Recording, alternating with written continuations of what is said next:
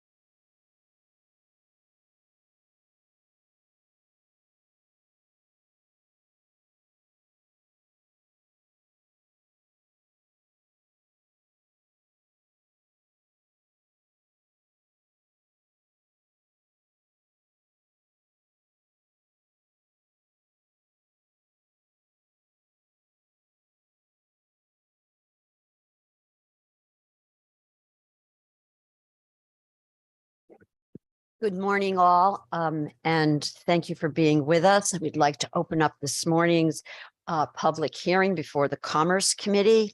And the first speaker will be Gary O'Connor from the Brownfields Working Group, who will be with us remotely. Attorney O'Connor, are you with us? Yes. I'm being told you are.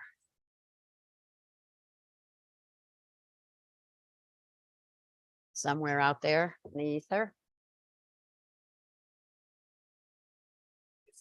Is he with us? He's here. I'm not. Hold on. Oh, there you go. Okay. Okay. Thank you. Good morning. Yeah. Good morning. And with me, I know she's on the line as well, is Ann Catino, my co-chair of the Brownfields Working Group. And I was hoping that maybe you could bring her in as well. Normally we do these together, and answer the question together. Is that possible? So this is way above my pay grade. To Madam Clerk, can we also have Ann Catino from the Brownfields Working Group speaking here with Attorney O'Connor?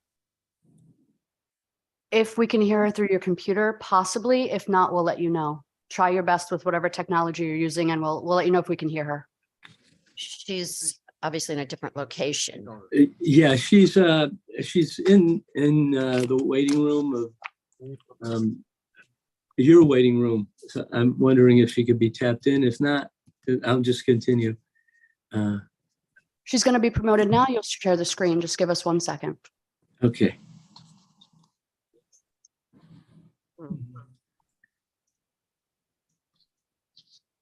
I'm here. Thank you. Okay.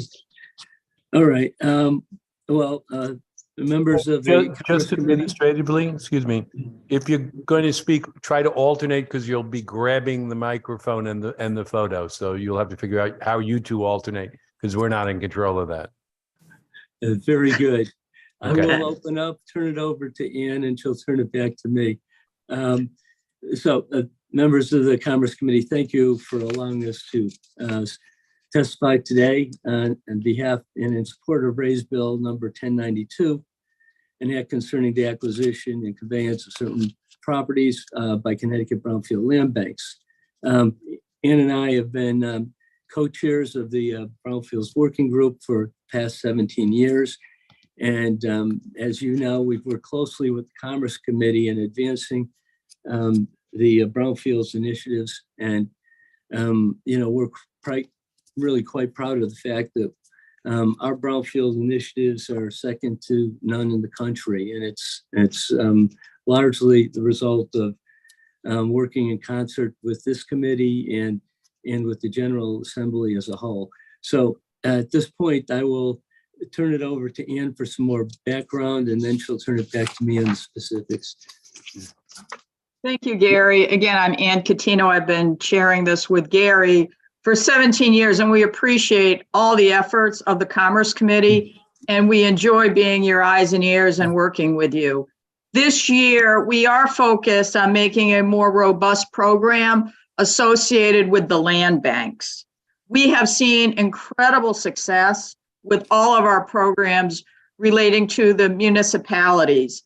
And we received some recent data that is in our testimony, but I think it's important to highlight that over the past 10 years, 259 projects have been invested in. Approximately $225 million of state funds has leveraged approximately $3 billion of investment in the private sector. In the past 2 years alone, 70 brownfield projects and dozens of municipalities have been funded, bringing the total almost to a third, if not more than a third, of the states, towns, and cities that have been affected. What we are seeing, though, is some of the smaller towns working collaboratively together, but there needs to be more of a formal process through the land bank initiatives to bring together the necessary expertise and resources so that the towns can be successful, share the resources, share the redevelopment, and share the necessary expertise. And that's where two of the bills this year, 1042, which we provided testimony on, I think it was last week or maybe the week before, regarding funding for land banks, and this bill, 1092, really takes over. It's to try to incentivize, encourage, and really promote the land banks as an important tool in our toolbox, as we've said, for 17 years, is really important. And so Gary now will spend some time talking more about 1092. Okay, thank you, Ann. You know, we have 3 certified land banks in Connecticut right now. These are Connecticut brownfield land banks. And as these land banks have begun to engage with municipalities and assume responsibility for remediation of brownfield sites, it's become clear that a key partner was inadvertently excluded from the original legislation. And that was the regional councils of governments. Often redevelopment of brownfield sites has a regional impact and many times involves properties located in more than one municipality. The obvious organizations to engage and oversee Connecticut brownfield land banks in these instances are the regional councils of government.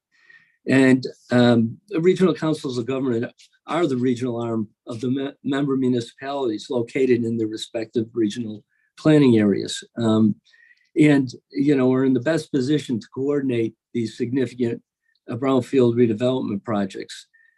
Regional council of governments generally have the trained staff and funding required to handle these type of projects. They also can tap into separate sources of funding at the federal level that are not available to individual municipalities or even the state. Because they do it on a regular basis, that they're able to coordinate multi-municipal projects. Raise Bill 1092 is currently written would allow the Connecticut land banks to acquire, retain, remediate, and sell brownfields for the purpose of enhancing the aquatic life and environmental quality of one or more rivers of the state, pursuant to a land banking agreement with a regional council of governments that represents the municipalities in which the brownfields are located. In other words, the land bank would be able to enter into a land banking agreement with a regional council of government, not just a municipality, with respect to brownfield projects intended to enhance aquatic life and environmental quality. This is a good first step. However, in consulting with members of the Brownfields Working Group, other stakeholders, and representatives of the Department of Economic and Community Development, many felt that and we were unnecessarily limiting the role of the Regional Council of Governments to only brownfield projects that would enhance the aquatic life or improve environmental quality of Connecticut rivers. And, you know, through our discussions, we agree. As indicated, there are many situations where it makes sense for a Connecticut brownfield land bank to be able to enter into a land bank agreement with a regional council of governments. Projects involving multiple jurisdictions, projects requiring the expertise that a regional council of government has to work in concert with the Connecticut Brownfields Land Bank. Projects having a regional impact and projects that it can be remediated using funds only available to a regional council of government. So we look at this as providing additional flexibility and adding another tool in our brownfields toolbox to help remediate these brownfield sites. So, you know, we respectfully request that the language of Section 2 and in Section 3, which limit the scope of regional council of government's ability to enter into these land bank agreements. Now it's limited to enhancing aquatic life and environmental quality of rivers. We would suggest that language be deleted so that that Regional Council of Governments can enter into land banking agreements with Connecticut Brownfields Land Banks on these other important types of projects as well. So, we believe that Raise Bill 1092 will greatly enhance the ability of the Connecticut Brownfield Land Banks to remediate and develop and redevelop Connecticut's brownfields. And we enthusiastically support the enactment of this law. And we respectfully ask that the committee consider approving the bill with the revisions we have suggested. And as always, we're ready to meet with the committee chairs, any other members of the committee to discuss not only this bill, but the work of the Brownfields Working Group in general, our past brownfield initiatives, and any other issues relating to brownfields that you would like to talk about. So thank you again for your consideration. Thank you very much, Gary and Ann, and really recognizing the work that you have done. Ann, you're saying it's over 17 years. There's been a lot of territory covered, and the truth down. Yeah. We have, by virtue of your work and leadership, distinguished the state of Connecticut on the subject of brownfields, and we are called upon repeatedly to share our experience and our model with other states, and to your credit, in large part. I also, our brownfields program has been so very important to the revitalization of the state of Connecticut, in particularly in view of our historic industrial legacy, which we have distinguished ourselves with in the past. For example, Gary, from our own city of Waterbury, the brass center of the world, we live with the vestiges of that every day. And so it is through this program that we are able to recapture and hopefully get those properties back onto the tax rolls. That's the ultimate goal. Okay, so you're suggesting some expanded language for section 2, and I would ask you to please provide as soon as possible those specific changes so as not to limit the councils of government, the COGS. Now, I just want to, so you mentioned we have 3 certified land banks. We have been in search of that number and where they are located. We know of the Hartford, we know of the Waterbury. Can you tell us where's the third? There's one in Eastern Connecticut. The president of that is Wayne Bugden, and that is comprised of I think many of its catchment area, I think, is basically goes from, New London to Stonington all the way up, to Putnam and beyond. That's correct. It's largely the Eastern Connecticut towns that they have a board of former municipal officials, environmental consultants, and they have been active, but they need some additional assistance and guidance that this type of bill would provide, as well as 1042. Thank you. You referenced 1042, and Yeah. the way that's structured, same church, different pew here, but the way that's structured is to provide some bridge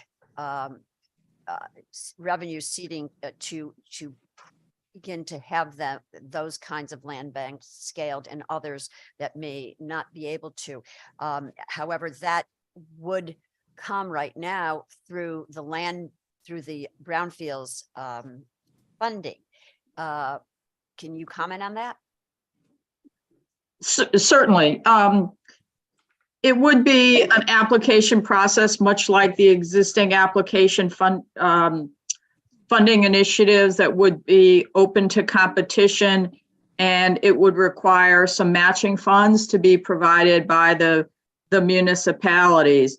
It's designed to leverage the expertise that's necessary. I'll say the Eastern Connecticut Land Bank did not have the same history as the other two land banks, and they are playing a little catch up, but there's so many projects that they need some support in order to get them off the ground. And then I think we will see them ultimately be thoroughly jump-started to provide the type of resources and knowledge that the other two land banks currently enjoy. And they would work with the Council of Governments, they'd be working with the ECD in order to develop the brownfields that, Eastern Connecticut, just like Western Connecticut, has a multitude of. And their problem is more small town oriented, because there's a lot more small towns, putting New London aside and Norwich aside, but there's an awful lot of small towns that don't have the necessary expertise and the resources. Do you see that as being a tool to help scale and launch additional land banks throughout the state? It's possible, certainly. Land banks end up working with the municipalities in their geographic region. If Eastern ultimately is focused more in one part of Eastern Connecticut, maybe in Southeast Connecticut, another one could potentially emerge. But we're not there yet. They're not there yet. Yeah, thank you very much. Just looking at the success of those that are in existence right now seems like a good tool. Comments from my co-chair or committee members? I'll let them go first. Okay, we're playing catch. Representative Boyer. Thank you, Senator. And thank you for all the work that you're doing. You mentioned that in Western Connecticut, a bank hasn't emerged yet. Do you know why? So we have Hartford, Waterbury, and the southeastern region, but we don't have one in the New Haven or the Fairfields region. What have been the challenges? It's just a process, and for instance, the first land bank, which was really created by Arthur Bogan, who was kind of a legend in the state on brownfields matters. That land bank actually serves Western Connecticut and the entire Naugatuck Valley, and parts of Central Connecticut. It's not just limited to the greater Waterbury. And I think that, one of the real reasons why there are right now only a few land banks, it is generally, it takes time to find the appropriate projects. It takes time to develop a staff. I mean, I think in the next 5 or 10 years, you'll see additional ones. I mean, but I think the biggest issue is what Senator Hartley touched on just a moment ago, is sometimes that initial seed money and some ongoing operating funds. The way the land banks work is that they do projects and they step in on behalf of municipalities and hopefully regional councils of government now, and they do it really at their own cost. I mean, they are able to apply for and get grants. So oftentimes grants are funneled into the land bank through a municipality. But the truth is those funds are used for the project, and the enormous amount of other costs like personnel, the executive director, space, the rent for that, keeping the lights on, and hiring consultants to decide whether or not even to take on a particular project, whether it's feasible or not. All that gets very expensive, and I think that that's one of the challenges that land banks face. I know that the one in Naugatuck Valley, which has done some good projects, is now affiliated with the Naugatuck Valley Council of Governments. The Naugatuck Valley Council of Governments provides its space, the lights, stationery, everything that you need to operate a business, as well as an administrative staff. And the reason MVCOG stepped in is because it was getting financially unpalatable for the land bank to do it without some support. So, I think that allowing for the opportunity for these land banks to apply for operational cost grants, I think is a good thing. I think there was some concern, well, what if there's 1 million land banks and how's that going to get paid for? Well, the truth is it's an application process, and the state only has to select as many or none in any particular funding round that they want. It's just like the grant program. And so I think that there's an internal process to assure that type of concern is addressed and is not a problem. So, but, I think there are times when, in order to help a land bank succeed, provided they apply for it and have a sound application, that it makes sense to provide them with some operating funds. And, we all have the same end goal in mind, and that is to clean up as many of these brownfield sites as we can. And oftentimes, especially for the ones that are most complex and long-term, it's better and easier for a land bank to take on that task than any individual municipality. Great. Thank you for that answer. Thank you, Representative Boer. Further comments, questions? Co-Chair Muskers. So, for the public, for the testimony on this bill, and you may sit here and say commerce, land banks, brownfields. So there are two things you need to focus on, and I want to draw the attention of the public and the commentary. Something on the order of $225 million of state resources over a period of 10 or 15 years. I lost That's correct. 10 Okay. years. Yeah. 10 years. And $3 billion in private sector investment. Correct. You don't get those kind of ratios at a casino. You're getting a 15 times return on the investment, and that's the initial in terms of capital activity invested in remediation. Whether it's going for a remediation restoration of a park-like water-based area, or whether it's remediation bringing it to development, what you're going to do is both bring economic development into the towns where the remediation occurs.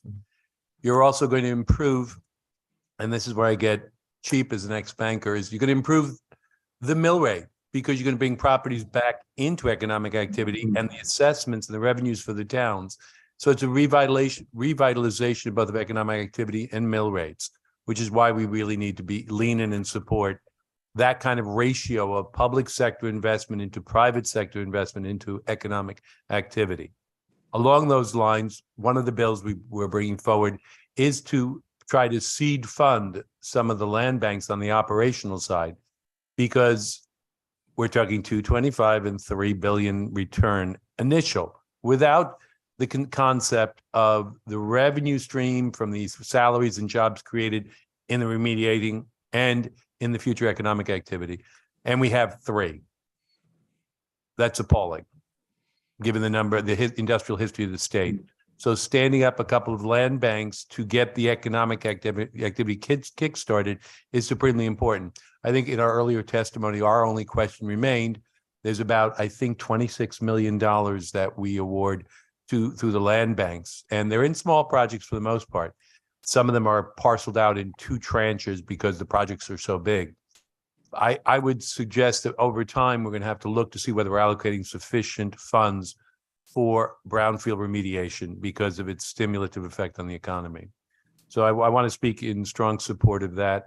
I guess on a question, if you could honed down. There was a comment about a change you were suggesting that you made early on in the commentary. I just want to get a repeat on that so I digest it better.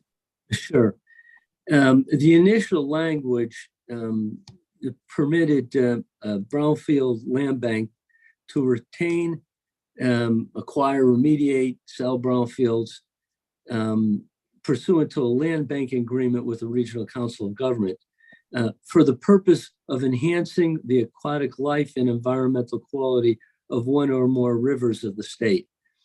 In our discussions with stakeholders and members of the working group and representatives of DECD, they were saying, why are you limiting it, land banking agreements with Regional Council of Governments to just projects that enhance the aquatic life of rivers? There are a whole Okay, host that's of other fine. reasons. That's perfect. Yeah. I want to be careful on my observation because I do like plants and aquatic life. Yeah. I think expanding the concept to Yeah. commercial development to remediation is super important, and ultimately getting the expertise at the Council of Governments. I've sat here now for 4-5 years in the state, and I've sat on many presentations from WestCog as well. And some of the federal funding is available, even though we don't have a county government style, is available and allocated through those councils of government. Exactly. Feds. So getting some stuff charted through the Council of Governments might be very interesting. So I think, I wanted to make the statement and ask the question. I think I'm okay with that. I don't know, Madam Secretary, Madam Senator and Chair. Yes, thank you, sir. Gary, just one other point. So as it stands right now, we do have in existence another regional land bank. So, but we don't have anything that has dealt with this situation around aquatic lives and rivers. But as the statute exists right now, it would not cover this, or we're just trying to further clarify? Well, the existing statute makes it more complicated to do these multi-municipal projects. One in particular is, that comes to my mind is the Kinneytown Dam project, which everybody in the Naugatuck Valley wants to see the dam down. It will not only provide an opportunity to remediate the river because all the sediments behind the dam, are contaminated, and the two dormant hydro facilities that are next to the dam, are brownfield sites as well. So all that would be remediated. Once this dam comes down, there'll be a free flow of fish and opportunities for recreation from Long Island Sound through, I think, up to the Thomaston Dam, which would be an extraordinary benefit for that region. And that's the kind of project that needs to be done kind of on a regional basis, because parts of the dam are located in different municipalities, and the funds that can be tapped into by the Naugatuck Valley Council of Government are greater and different from the funds that the individual municipalities can tap into. Right, but did I not hear you say that the third land bank that we identified today in Eastern Connecticut is a regional one already? Yes, by definition, every land bank is it can be regional. They're nonprofit organizations certified by the Department of Economic and Community Development, and there's no limitation on the municipalities or areas that they can serve. As a practical matter, it makes sense that these regional councils these land banks, serve a particular geographic area. There's just economies of scale. They understand the players better in the region, that type of thing. Right. And so the most important change here is that we are identifying the COGS as also being entities which could stand up land banks and then. Right. Senator Hartley, you'll recall when we drafted the language, we wanted to provide some check and balance on the land bank so that, they had to be nonprofit. They couldn't be developers, who use this to develop their own projects and have the liability immunities and grant opportunities that land banks had. So we conditioned it at the time on having to enter into a land banking agreement with the municipality. And, and quite honestly, we just inadvertently left regional councils of government out, because in other parts of the countries, brownfield land banks are affiliated with the county government, and we don't have counties. So the next best thing, is regional councils of government, I guess. Gary's correct. The history and the genesis of land banks is county government in other states, and we don't have that. We hopscotch over it. And so the regional council of governments theoretically can serve in that capacity. Well, thank you. Under that model. Thank you very much, Ann and Gary. And if you can get us that specific language with regard to section 2, 3. as quickly as possible, that would be great. Thanks very much. Certainly. Further Thank you. questions from colleagues? Seeing none. Thank you for being with us. And Thank you. Thank you all, and for your attention to this very important matter. It's really appreciated. Best. Next up would be Randy Collins, CCM. Familiar face entity. Hi, Randy. Good morning. Good morning. It's a busy morning for me. I've been pulling bad numbers all year, but I'm 2 in here and 5 in energy. So I will try to move through this quickly for you. My name is Randy Collins, Advocacy Manager with the Connecticut Conference of Municipalities, and just here to comment on 2 bills. The first one I'll comment on is Senate Bill 1092, which we just heard significant testimony. CCM's long supported the work that the Brownfield Working Group, DECD, and it supported the creation of the Connecticut land banks as we over the past years. It's great to see these old buildings, contaminated buildings, remediated and put back on the rolls rather than plowing under new areas. Like it's a benefit to the entire region and the community. So I've been in strong support of those. We do have just some concerns, and I think it was similar to the concerns that we raised with the initial land bank legislation, is that we just want to make sure that municipalities remain involved. Our municipalities work very closely. Obviously, our mayor's first selectmen are make up the membership of the regional COGS.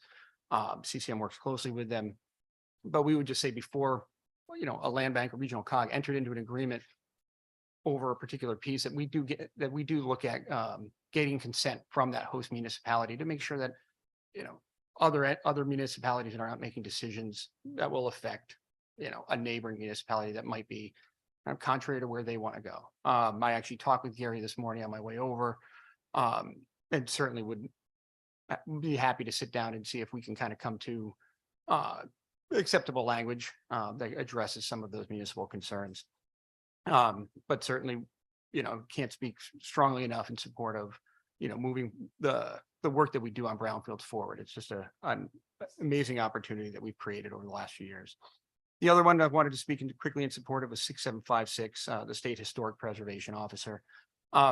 This simply would provide municipalities that feel aggrieved or by a decision by SHPO, the ability to appeal that decision to the commissioner of DECD for a further review. Town and cities completely understand, appreciate the effort by SHPO to support, and we support the effort to preserve, protect, and promote these historic, structures that we have. Preserving that history is important, but it can't be the only consideration that we have. I mean, there's been numerous cases of economic development projects stalling or not moving forward for years. I know, remember reading and watching the struggle with the Hooker Hotel and the Hale Building in Willimantic and how long that took to knock down. It really was a remediate, a brownfield, dilapidated safety hazard, and to develop and now they're just moving forward to develop mixed use housing that will serve the community, the UConn students. Really what we're looking at is how do we get some of these properties back online to transit-oriented development, affordable housing. So the idea that we can create a process to appeal, like we have a lot of other ways to appeal that supersedes costless litigation, is something that we would support. Respectfully, your 3 minutes has expired. Thank And I you. am done and will happily take any questions. Randy, thanks so much for being here today. And with regard to 1092, so if you have specific language clarifications that you think are important for us to get in there with regard to the host municipalities presence, then we need that right away. And in fact, if you are coordinating with the Brownfields Working Group, then that's one less entity that we have to go bounce it off of. So I would encourage you to do that and to get it to us ASAP. Yeah. Certainly. Yeah, and then with regard to 6756. So you talked about the Willimantic project. Are you aware of any other ones? I mean, no one is of the position that we cannot be good and strong stewards and advocates for our historic properties and legacy. And we know the value of them and the importance of preserving them and protecting them. But therein is always a balance between that and economic development. I do not see these two issues in conflict. I see them in concert, and I think that's the intention behind 6756. I have heard of and witnessed, quite frankly, a number of instances and projects that have just become shuttered, stalled, and actually, completely abandoned because of getting into these kind of snafus. Do you have any other examples? Or I remember meeting recently with the mayor of New London, and he was talking about there was one last building that they were looking to, I think it was on Bank Street, that they were looking to renovate, remediate, and bring up and develop into housing. But it was a really unique building, how it was located, very narrow. And it took them, he's like, you had all of this, and then you had this one dilapidated building. And he's like, it looked like you were missing a tooth.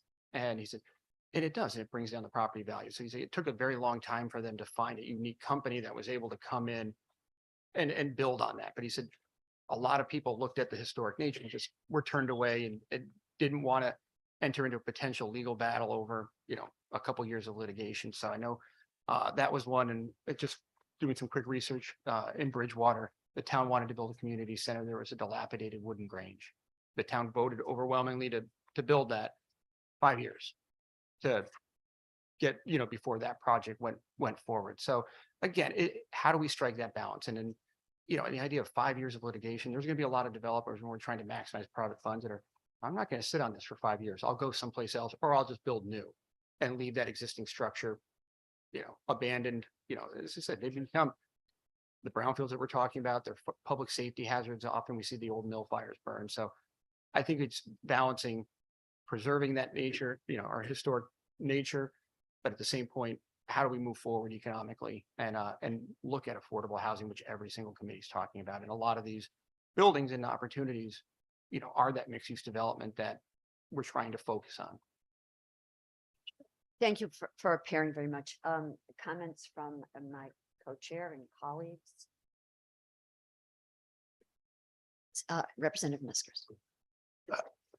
I want to speak in strong support on the bill on historic preservation and the appeal process, because I think adaptive reuse of historic properties requires more collaboration in the streetscapes, the restoration, the bringing up to date, the technicals, ADA accessibility are all going to require a fair amount of flexibility. So I'm happy to see this bill before us.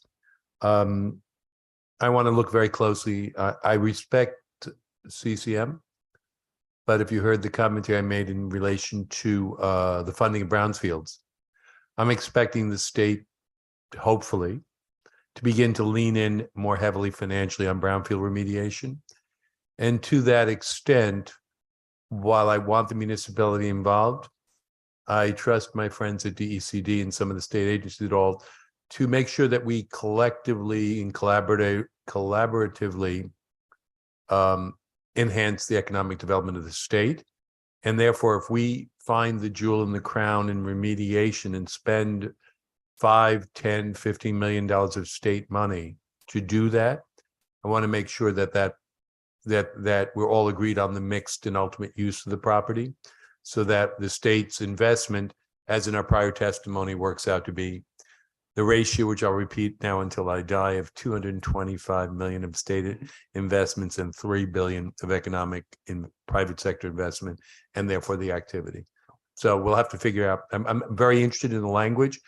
And some of the smaller municipalities, I want to make sure that the economic development of those municipalities at the state's funding is done appropriately. So, we'll have that wrestling match of what level of consent, and I think the language would be interesting. Yeah. As I Right. said, I worked with Gary and Ann for many years, and when Governor Lamont at the beginning of his first term, we had the bond diet. Every bond allocation pretty much slashed across the board, and the three of us collectively went and spoke and talked about the need to maintain those brownfield investment funds. So I absolutely agree. If anything, we've said, let's put more in. They're overspent, oversubscribed on an annual basis. So it's a great economic opportunity, and the return on investment is better than probably any other program we've seen. So, And I don't want to be monolithic, but I think the investment from the state requires some stewardship from the state. So that's why the language, when we get it, will be appreciative to look yeah, at it and think and about as it. I said, I talked to Gary and said we'd follow up after the hearing to work, again, we want to work collaboratively on this. And again, it's not an opposed, it's just a concern that we're raising. So It's a valid concern. Mhm. I'm just going to represent the checkbook in Yes, my absolutely. concern. Okay, perfect.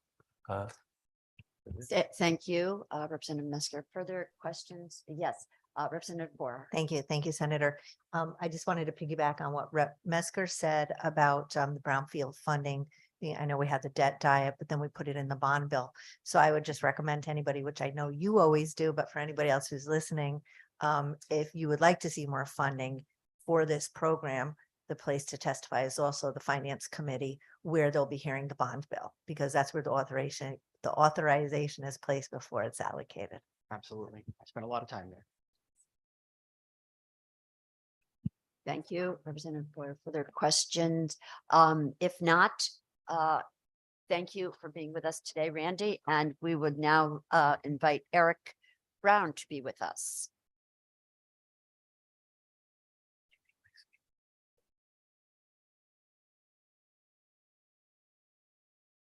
Good morning, Eric. Good morning. How Thanks are for you? being with us. Good morning. Morning, Senator Hartley and Representative Meskers and Representative Harrison and Senator Martin and other distinguished members of the Commerce Committee.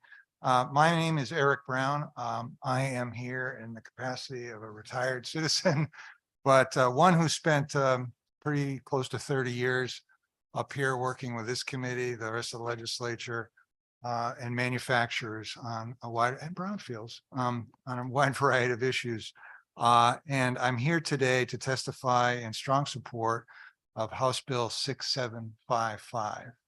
I know you've all familiarized yourself with what's going on with manufacturing these days, that it's really in a transition to a new fourth industrial revolution, Industry 4.0. And what this bill really is about is understanding that a piece of that is going to require that we have a strong, robust workforce of technicians who can not only develop this technology, but also implement it and service it. And we have a very, very important opportunity right now, and a window of opportunity to place Connecticut at the forefront of developing programs and pathways, career pathways for these types of technicians. My testimony talks about how the National Science Foundation has chosen Connecticut beyond all other states to have a next manufacturing Next Generation Manufacturing Center. Steps are underway to sort of develop that, but that designation happened, I think, close to 2 years ago. And it's time to make this happen. So my testimony talks about what the goals of the center are, and on the second page, a long list of assets that we have that we can make use of quickly to create this center and to get it up and running, and to create a model center in the middle of the state that can be quickly and easily and efficiently transferred to other parts of the state to benefit students and young people in all quarters of our state going forward. So I won't read through those, but what this bill really does is the missing link is to bring all these assets that are listed there together, because they're not together right now and they need to be. And I brought a little prop that I might utilize if there's time. But that's really the function of this advisory group. Get the experts in the room quickly, efficiently. They know what they're doing. They know what needs to be done. They just need to work together. They need to pull together to make it happen. And I'll just add that there are a couple of, I would say, multiple urgencies on this matter. One is the economic urgency, because obviously the future of manufacturing in our state is at stake. Two is an opportunity urgency, which I just talked about, because we have these assets in place that are waiting to be brought together and launched, if you will. There's also a society urgency, because this is Respectfully, your time has expired. Thank you. Just wanted to say that once this is developed, it can help kids of all ages, all backgrounds, including traditionally underserved communities. So with that, I'll wrap up. And if there's any questions, I'd be happy to try and answer them. Eric, first of all, thank you for being here. And I just want to recognize your leadership in so many important manufacturing initiatives that have gone on in the very recent past, not the least of which is the starting of the conversation that manufacturing needs to be embedded in the cabinet level of the state of Connecticut, which then resulted in through lots of effort and work that we now have the benefit of a CMO, a Chief Manufacturing Officer here in the state of Connecticut. Interestingly enough, the feds are now trying to copy this model, but it has been such an important addition to the state and in particularly the economy and advancing the agenda of manufacturing. In addition to that, the bringing together of all the manufacturers before, and many of my colleagues will recall this, we were hearing from manufacturers from all over the state in kind of a disparate approach with no unified voice or agenda. And through the work of Eric with the leadership of putting together what's known as the CMC, the Connecticut Manufacturing Collaborative, we got to boil it all down and to have one or two priorities, which we have been able to, which has helped us immensely to advance the agenda of manufacturers. And so here today, we have another very important initiative, which speaks to really the bench, the pipeline for manufacturing in the state of Connecticut. If we are going to continue to have the designation of being a center of excellence in this sector in the economy, this is very important. And like every sector, workforce is such an important issue. However, the immediacy, and you note that this morning, sir, is really important because the competition is fierce, and without being able to meet the demands, the employer demands, look, they've got business to run, time is money, and they're very mobile, and we're seeing that every day. So this couldn't be more important. I'm going to just ask you one question, if I might, and that is, can you comment about the importance of robotics in terms of identifying and developing this pipeline, and in particularly getting to underserved communities where we have not reached and recruited as we should have been and as we need to? Right. Well, thank you, Senator, for those very kind words, and it's been an honor to work with you over many, many of those years on those issues. With respect to robotics, yeah, you'll see the third bullet on the second page. One of the critical things, well, to know is that Connecticut has a very robust FIRST robotics program, and that is basically setting up opportunities for kids across the state to compete with each other in the field of creating robots. And for purposes of this piece of legislation, one of the things that's really important about that is it creates a bench, if you will, of students who are ready, willing, able, and anxious to take advantage of the outcome of this legislation, this new next generation workforce. So a lot of times you get the question of, well, you're talking about building a center. Well, if we build it, is anybody going to come? Is there any demand?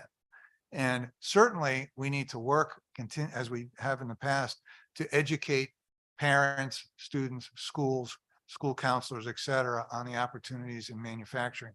That has to continue, and it will continue. But in the immediate term, we've got these students out there, they're bright, they're enthusiastic, they come from all quarters of the state, and they are ready to jump into any the opportunities that will come from this. For example, getting college credits for taking technical classes, again, the type of education that they're going to need to be technicians in the Industry 4.0 world. So they're loving it. So we've got the base right there. So I think that's the primary thing that comes to mind to me with the role of robotics. We have a new, we have a new robotics alliance, the Connecticut Robotics Alliance, which Mark Brzezinski, who hopefully will be here later, is leading the charge on. So it's a very robust program throughout Connecticut, and it creates a cadre of ready-made candidates to take full advantage of this center once it's launched. Thank you, Eric. Comments from Representative Chair Mesker. So I want to thank you for your testimony. I think Joan has a longer history on commerce than I do. So what I will ask and hope for in the study is basically the punch list of what the direct asks are from the legislature and what you're hoping the deliverables are for that. So that'll be, I want to leave that out as kind of what I would describe it now. I normally call it a punch list. Like, tell me what the heck I'm supposed to do once you finish talking. Take me from 30,000 feet down to who's picking up the hammer and using the nail, or in this case, picking up the manufacturing computer and developing, because I want that. I think the second piece and what I'd emphasize, which you cast not quite as an aside, which I think is important, is the opportunity space for college credit in the certification for the robotics and advanced manufacturing. You're going to draw a lot of students who are financially constrained for programs that have the state funding to do that, and as a precursor to college. And some of them will then end up looking at 2-year programs that give them a incredibly well remunerated career in manufacturing. So you're opening a window and a door to people if we can figure out how many, the comfort level of the university system to grant college credits through some of the programming and training. You're also, that feeds into a reduction in the overall cost of the university degree, potential 3 years in university because you've taken enough coursework to ease the burden.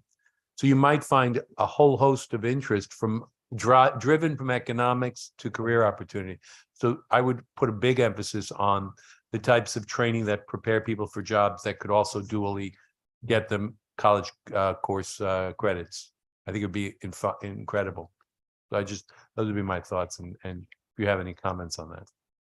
Yeah, absolutely. Well, I think, and I so appreciate your comment about a punch list, because I agree. You got to be focused. You got to know where you're coming from and where you're going. And I think one good thing about this legislation is it provides quite a punch list for the advisory group itself. to go through if you look at various aspects. And I'm not sure I can pull it out quickly, but I'm pretty confident one of them in there has to do with the, the issue, of getting college credits and stackable credentials and so forth within it. So I think the legislature, you folks have done a great job of creating a punch list. It also puts a lot of accountability on the advisory group at the end in terms of specific deliverables, which I think is helpful, and we'll make sure. And the timing is good too, because I mean, these people know what they're doing. They know the issues. If you could bear with me, I brought a little prop to try and help understand the situation and what we're trying to do here. When you say what we're asking for from the legislature. So really to train these technicians, you've got to bring together the two very significant technical fields. One is mechanical engineering and one is electrical engineering. And if you bring those together, you get something called mechatronics. So a lot of people say, well, what the heck is mechatronics? And that's really what it is. It's bringing those two fields together. So what I tried to do was bring two things together that everybody's familiar with.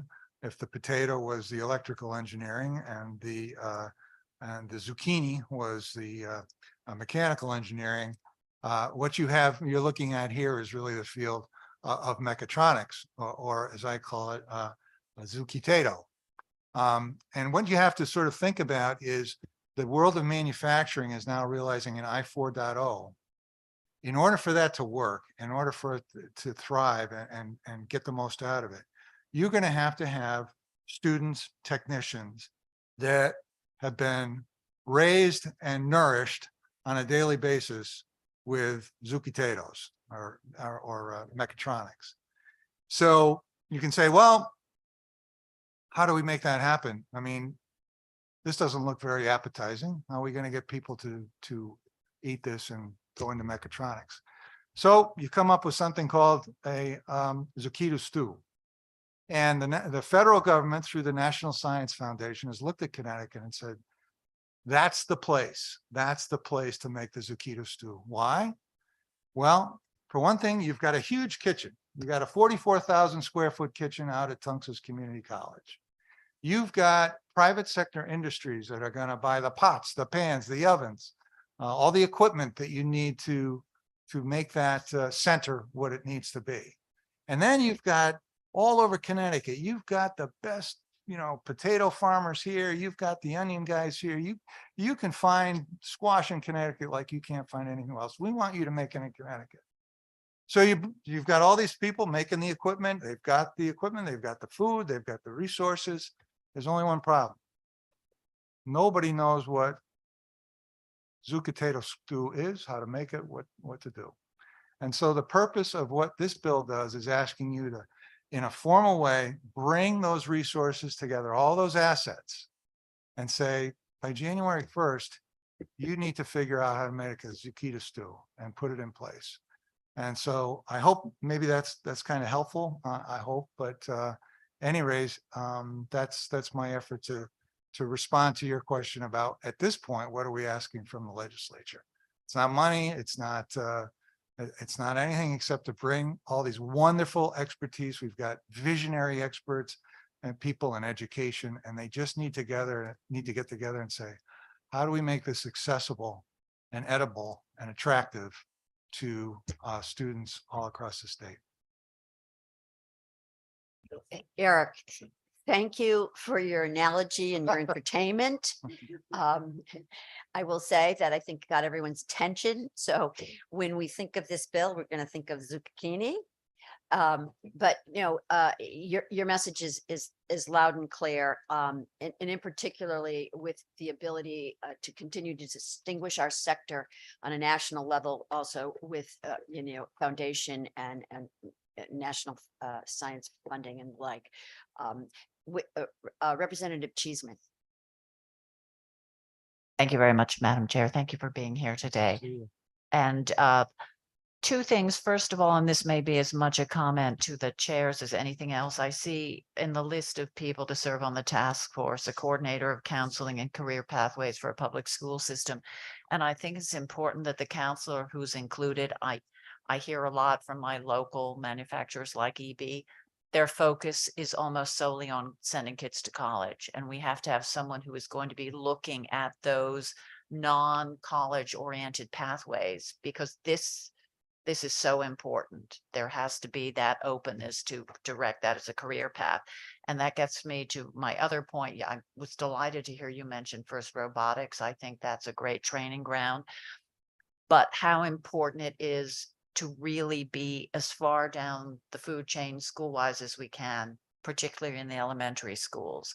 And I would love, and my constant refrain is, as we develop the workforce of the future, I would love to do more to incentivize companies to have involvement in the earlier grades, whether we look at tax credits for companies who are consistently sending employees to mentor, particularly in our underserved communities. If you're not exposed as a child to a potential career pathway, particularly if your mom or dad didn't grow up doing X or Y, how do you know that this is something you want to do? So I think, again, that early exposure, FIRST Robotics is great, but whatever we can do to take this message down lower so that I'm in second or third grade and I'm already thinking about making this my career, I think would go a long way. So I want to thank you, and I look forward to the zucchini stew or whatever it's called. You got If it. you get the recipe, let us First time. know. Well, that's what this group is going to put together, Representative, and thank you. We have to put the best chefs in there. That's right. All right. That's right. And the sous chefs as well. Don't forget And, those. and you will. These are great people, I think, that are going to be on. I would just draw your attention to, I think it's the 7th bullet that talks about the acronym FAME, F-A-M-E. This is one, I mean, the people that are coming in, Mark Brzezinski, he's on his way. He's at a meeting with Tunxus now on this very issue, but there are programs around the country that the folks that are going to be on this advisory group have visited, have gone to, and know and can borrow from, if you will. And FAME is one of them. And that's a nationally developed program for manufacturing technician, and it involves how to get kids in the classroom as part of their education. It's really exciting. And I just, the whole field of workforce is humongous, and you're all familiar with it and working on it, and others are working on it. There's an Office of Workforce Development and all of that, and the Governor's Blue Ribbon Commission, and it is a giant thing. And good work is being done in that. But I look at this as sort of a narrow slice, not that it doesn't have huge implications, but when you're talking about I-4.0 and the training force for that particular piece of our workforce future, boy, you've got just what you need right here. All the ingredients, they just need to be brought together and directed, as you have through the legislation. There's a punch list in there. I think they will get it done. I think they'll beat your deadline. And I think you'll be thrilled with what they come up with. And thank you for mentioning FAME. I was so impressed when that was referenced in an earlier meeting. And as you say, I'm a great fan of borrowing or stealing good ideas from anywhere. There is no reason to reinvent the wheel if the process to create the end result we want exists elsewhere. So thank you. And thank you very much, Madam Chair. Thank you, Representative Cheeseman. Representative G. Thank you, Madam Chair. Thank you for your testimony. I have a quick question. Is there space and opportunity within this program for nonviolent returning citizens?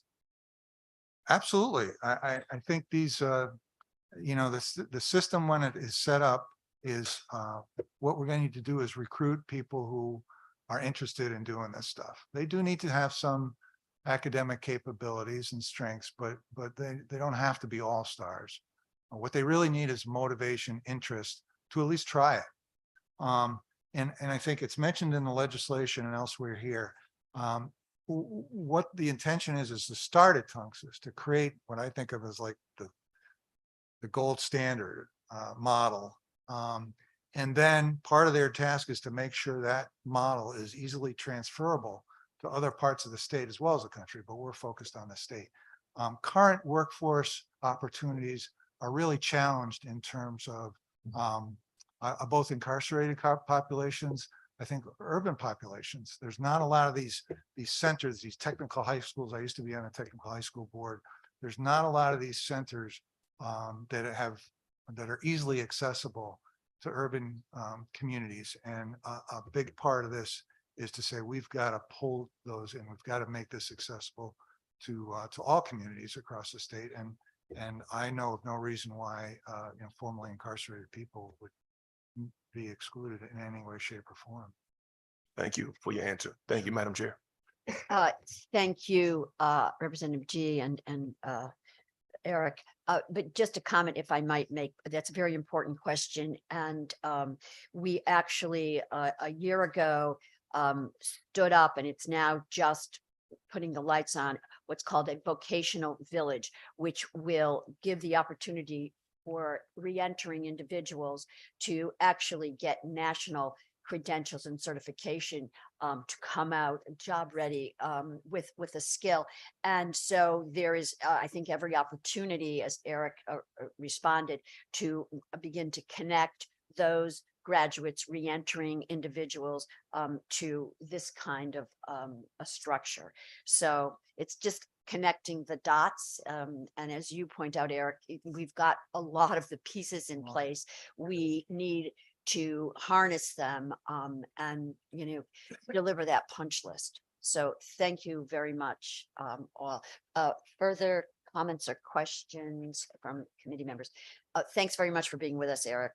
Thank you so much. It was great to be back with you after COVID and everything else. It was an honor. I look forward to continuing to work with you. Okay, thank you, Bess. I'd like to invite now Thomas Hyde from NVRDC. Are you with us, Tommy? Familiar name? Yes. Good afternoon, everyone. And a familiar face. And I'm just going to put a footnote out there. Mr. Thomas is a brand new dad. So if he's got the big circles under his eyes, well. Okay, go ahead, Tom, you're on. Thank you. I appreciate it. Good afternoon, all. Senator Hartley, Senator Martin, Representative Meskers, Representative Harrison, and members of the Commerce Committee. As was previously mentioned, my name is Tommy Hyde, and I run the Naugatuck Valley Regional Development Corporation, as well as the Waterbury Development Corporation. And I'm here today to testify in support of House Bill 6765, an act concerning the State Historic Preservation Officer. As a economic development professional in the greater Waterbury area, I would like to start by acknowledging the importance of historic preservation with respect to ensuring the character of cities and towns across the region, as well as a vital tool for economic development. Within the city of Waterbury and in partnership with the SHPO, we've successfully restored several historic buildings, including City Hall, the Holland Hughes building, and we're actively working to restore the Chase Municipal building as well. That being said, as was talked about earlier, one of the issues we have within the city are brownfields. They're pretty much everywhere. They're heavily contaminated. A lot of them include remnants of factories or falling down factories. And a lot of times, prior to being able to apply for state or federal funding in order to demolish and remediate those properties, put them back on the tax rolls, we have to get approval from SHPO to demolish them. And in working with SHPO, we've had some success, but there have also been some issues that we've run into in the past. And I think creating something where we can appeal those decisions without having to go through costly litigation would be a huge benefit for municipalities and economic development professionals like myself. A lot of these properties aren't something a developer is even going to look at, let alone be interested in or invest in. As we know, these contaminated properties come with huge costs for remediation, as well as liability for with regards to cleaning up those properties. So I think this would be a really great bill, a good opportunity to bring in a third party potentially to make a determination that balances the needs of the historic preservation community along with the economic development community. Because the way it is right now, essentially SHPO has final say, and there's some negotiation ability, but not much. And with that, I'll stop there. And I'm happy to, give a few additional examples of some of the instances that I had run into where I think having this, an appeals process would have been very beneficial to the city of Waterbury. So Tom, thanks for appearing before us today and also for your work in this lane. Yeah, you say you have a couple of examples. Sometimes illustrations are helpful. Yeah. So as I mentioned, we are actively working on restoring the Chase Building. For those of you who don't know the Chase Building, it's a prominent building in downtown Waterbury across the street from City Hall. It currently houses the Waterbury Board of Education, and it's essentially the entire building, interior, exterior, dates back to the 1920s, I believe. There's no HVAC system in it. Currently, there's window AC units hanging out of all the windows. And so for the last several years, we've been looking at different ways to do a pretty significant renovation to that building. What we came across was that in 2009, the city received a $2,000 grant from the State Historic Preservation Office. And as part of that grant, the city had to sign off on a 50-year preservation restriction. So essentially that meant anytime the city was looking to renovate, change windows, etc., they would have to get sign off from SHPO to do so. In speaking with SHPO on how to kind of go about this, specifically looking at the windows first, because there's north of 200 windows, I believe, that are currently single paned glass. We were told that we should go out and have a professional organization conduct a window assessment. So we did. It cost $16,000 to $18,000. Came out with a 400 or 500 page document that recommended replacing 90% of the windows in the building. We shared that with SHPO, had a follow-up meeting, and we were told that they believed we should restore 90% of the windows and only replace 10%. We did some internal estimates. Our estimates assume that if we were to replace every single window, it would be about $1.2 million and take 4 to 5 months.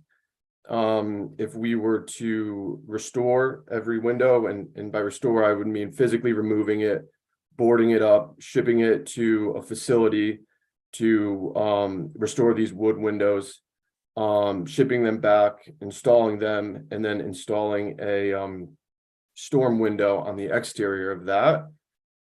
We estimated that would cost about $5.8 million and take anywhere from 16 to 18 months.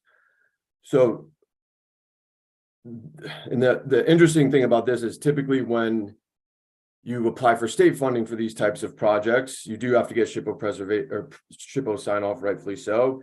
This project, however, the city is planning and has already bonded $30 million to do that project. But because, back in 2009, we took a $200,000 grant, we have to now restore 90% of these windows at an increased cost of about $4.6 million. Again, those are internal estimates at this time.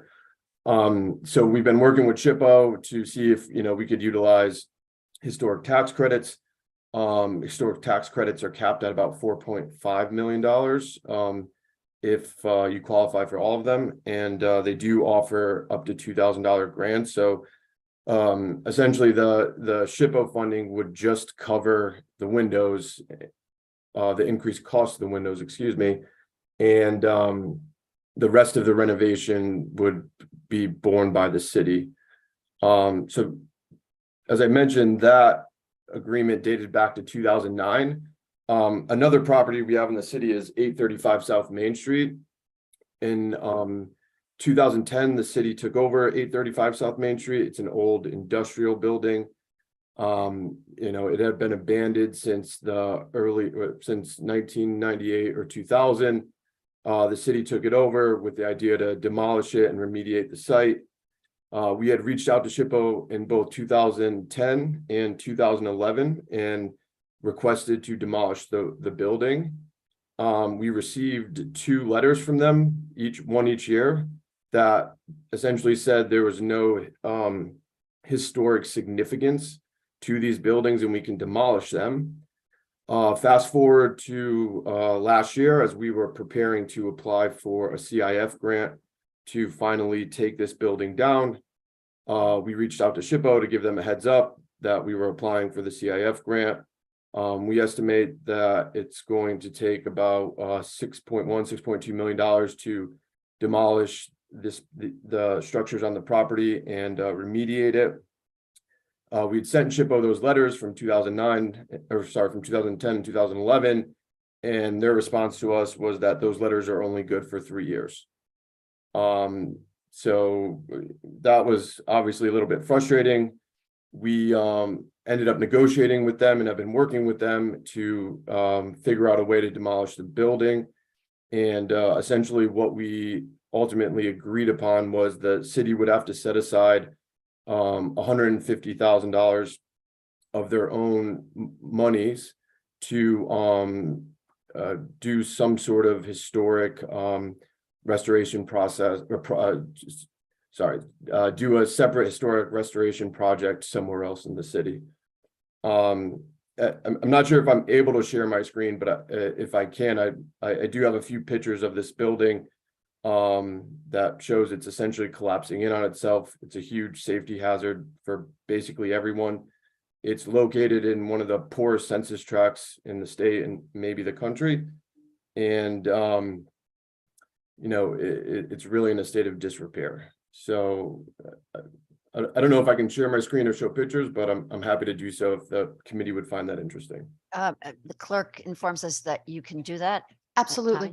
Okay. 1 second.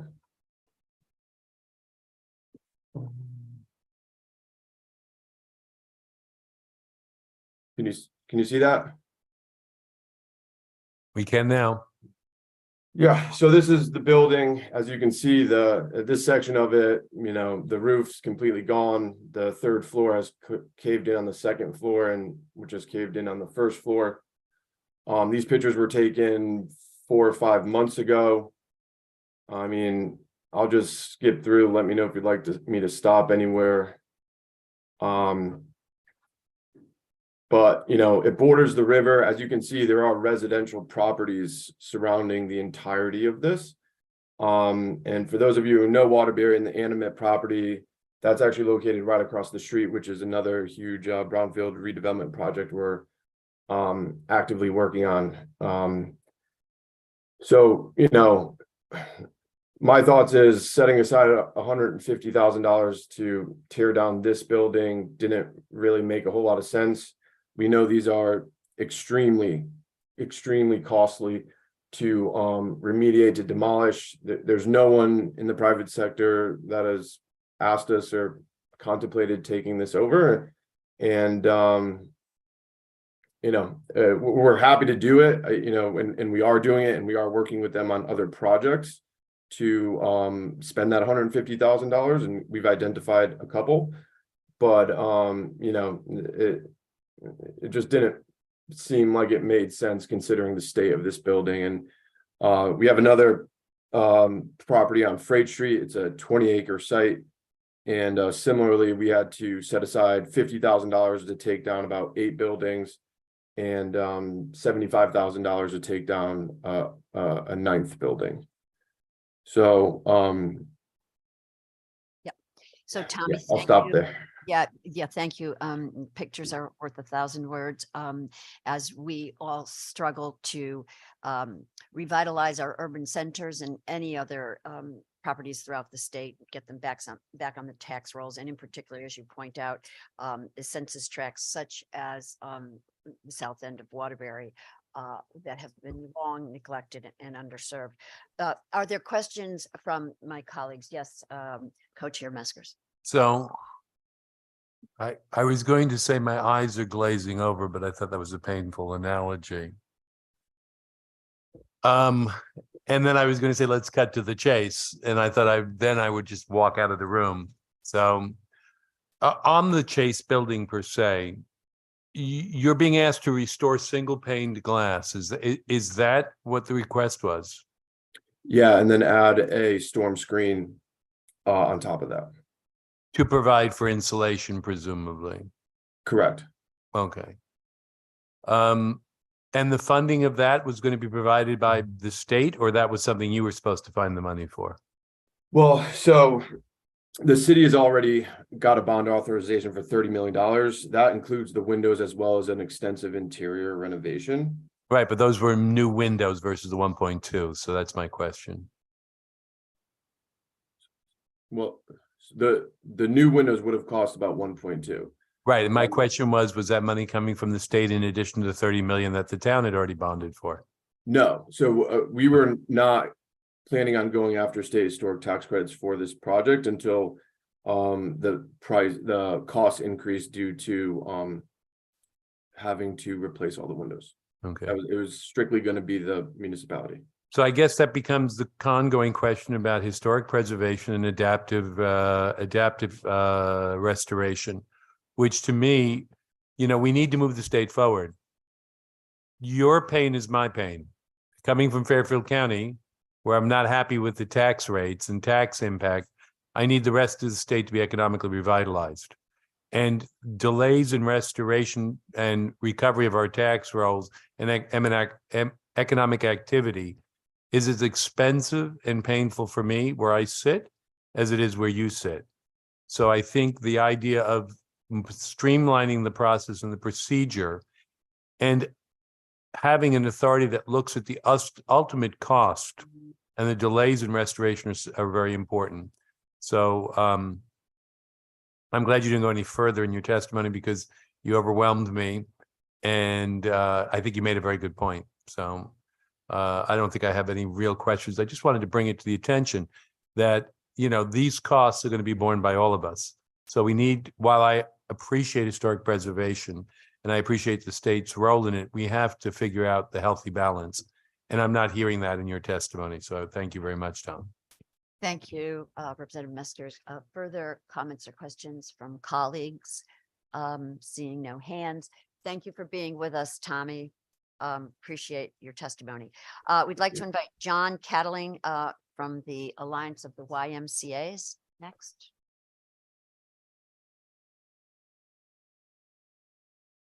Good afternoon. Is it afternoon? Good afternoon, everyone. I'm sorry I don't have any props or photos. Just going to No, testify. we're good with that. Okay. Senator Hartley, Representative Meskers, Senator Martin, Representative Harrison, and members of the Commerce Committee, thank you for the opportunity to testify this afternoon on Senate Bill 1090, an act addressing the recreational workforce shortage. My name is John Cattling. I'm with the Connecticut Alliance of YMCAs. As the members of this committee are aware, our YMCAs, along with many other businesses and nonprofit organizations across the state of Connecticut, have continued to deal with staffing shortages. Connecticut municipalities are already allowed to hire 15-year-olds as camp counselors and lifeguards, and this bill would allow us to do the same. We believe this should be extended to us, which we believe would allow us to fill many of the open positions we have. Currently, YMCAs across the state of Connecticut, we have around 300 lifeguard vacancies. Last summer, we had over 150 camp counselor positions vacant. And so what that meant is last summer, we had to place 2,000 kids on a waiting list to attend summer camp. Approximately 1,200 of those children were placed on the waiting list because we were unable to hire camp counselors. It's a shame that children were unable to attend summer camp because we are unable to hire enough staff. I would just want to stress to this committee that safety is always our first priority at the YMCA. We would never allow a 15-year-old to act in any capacity without supervision by someone of at least 18 years of age. I strongly encourage you to pass this legislation, and I would be happy to answer any questions. Thank you. Thank you very much, John. Yeah, I mean, I know locally at my own YMCA, we had the director of the entire facility having to lifeguard. So it's more than multitasking. It's a workforce issue we recognize, but then it kind of ricochets down into quality of life, youth programs and the like. So municipalities, you say, have this ability. And how long have they been able to hire 15-year-olds with supervision to do counseling and lifeguarding? That's a good question, and that's an answer I've been looking for and have not been able to find. And I've also, one of the other questions that comes up to me is like, well, why did they exclude you in the first place and didn't include, why didn't they include you when they first passed this law? Nobody seems to have an answer to that question. What are the credentials of, for example, a 15-year-old who would be a counselor or a lifeguard with supervision? What would their credentials have to be? So obviously, as a lifeguard, they would have to pass their Red Cross training to be a certified lifeguard. They would also undergo a background check. I mean, even though a background check in a 15-year-old really doesn't come back with anything, but we would still do it because we're required. Same as camp counselors would have to undergo a background check, and they would also have to participate in all the training that we do for our staff. A lot of the training that we are required to do is a requirement of the federal government because we use Care for Kids funds for children to attend summer camp. Thank you, John, for bringing this subject to us. And there are questions from Representative Wood, followed by Representative Boer. Great, thank you for sharing this with us. I did see that the Commissioner of DOL submitted testimony, so I plan on reading it. But if the Department of Labor already has on their website that these 15-year-olds are able to be counselors, why would we need to address this via legislation? Can you give us some background? Yes, thank you, Representative. That's a very good question. And I read Commissioner Bartolomeo's testimony. I also received a phone call yesterday or 2 days ago from one of her attorneys. The issue here is the Office of Early Child Care, which inspects our summer camps, has said you can't hire 15-year-olds. What we currently have is 3 state agencies, the Department of Labor, the State Department of Education, and the Office of Early Child Care all have different hiring criteria listed on their websites. None of them are similar to each other. They are not consistent. The other issue we are facing is, so all our camps and our facilities are inspected by the local health departments as well. And so when we've asked them, can we hire 15-year-olds? Their answer sometimes is like, sure, go ahead, no problem. Then we have other towns that are like, you can't do that. You'll be in violation. We will cite you when we inspect you. There is no consistency at all across the board. And I'm not sure how we get there, but obviously I think it would be beneficial to a lot of organizations if we could get all 3 of the state agencies on the same page of who you can hire, who you can't hire. Another interesting thing is, so we know that some towns require, even for 16-year-olds, they require that we get working papers for them.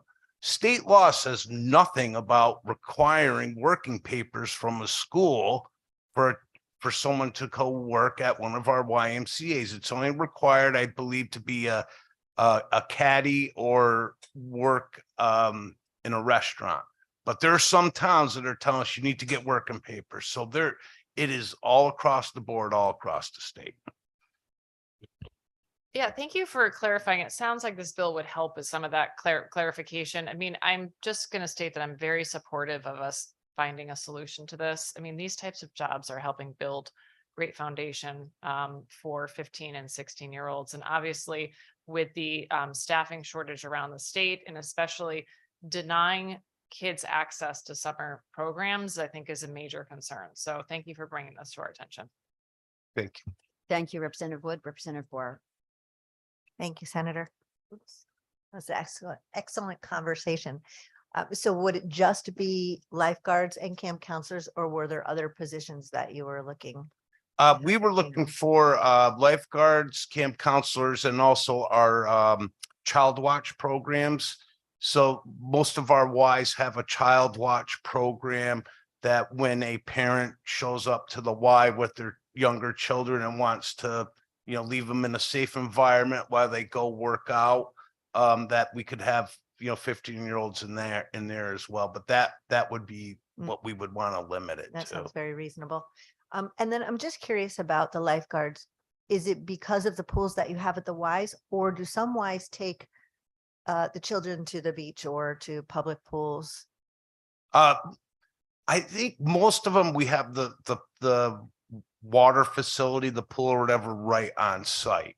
We don't, occasionally we'll take them to on field trips, which obviously has been very limited because of COVID during the, past 3 summers. But for the most part, they just swim at our Y facilities. We don't take them off site. And we do have some Ys that have open water ponds where children swim as well. Okay, I was just curious. And then the 3 different criteria, the 3 different agencies, is that just for 15-year-olds? What else do you see that's different from Right. agency to agency for criteria? Right. The other different criteria is what exact jobs they can work in. So like the Department of Labor website lists what actual jobs 15-year-olds can work in, while the other sites don't have any of that. So it's just really unclear right now. And as I said, we have a YMCA where the town said, go ahead. Because one of the CEOs was like, why do we need this legislation? I already have 15-year-olds working as lifeguards. And I'm not going to mention them because I don't want to get anyone in trouble, but I'm like, you're really not supposed to be doing that. And he goes, but the town said we could. And part of it is maybe that the town interprets it because maybe they're paying for some swimming lessons. So that's another, since towns are allowed to do it, that's what I think may be the reasoning, but it's just very inconsistent. I'm curious.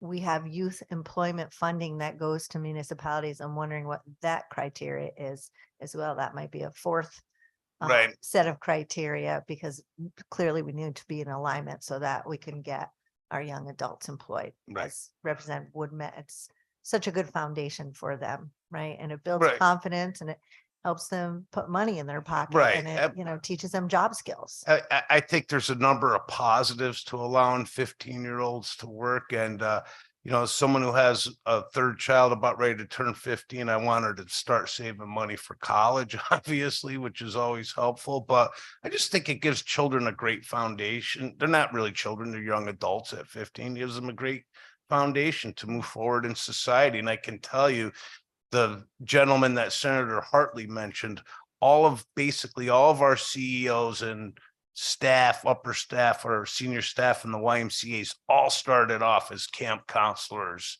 or as lifeguards. So I think it, really, I obviously am looking at it selfishly, but I think it could benefit a lot of other, camps and swimming facilities in the state of Connecticut.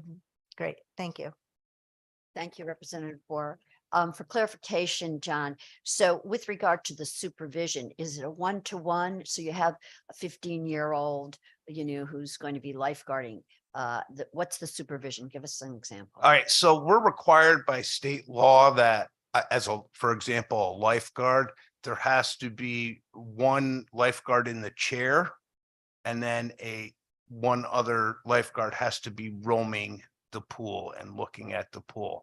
So that whoever would be sitting in that chair would likely be the 18-year-old in charge. We put that more senior person in that position. So that's how I see the 18-year-olds being supervised properly as lifeguards. And then obviously the other issue is camp. At summer camps, we have lifeguards because the kids are swimming. Especially the Ys I mentioned that have open water. We have a water, most of our Wise Runner camps have a water coordinator who's there to make sure, you know, kids are given a band, assigned a number, assigned a buddy, you know, all the safety measures that are put in place. So there'd be plenty of supervision in the camp setting as well.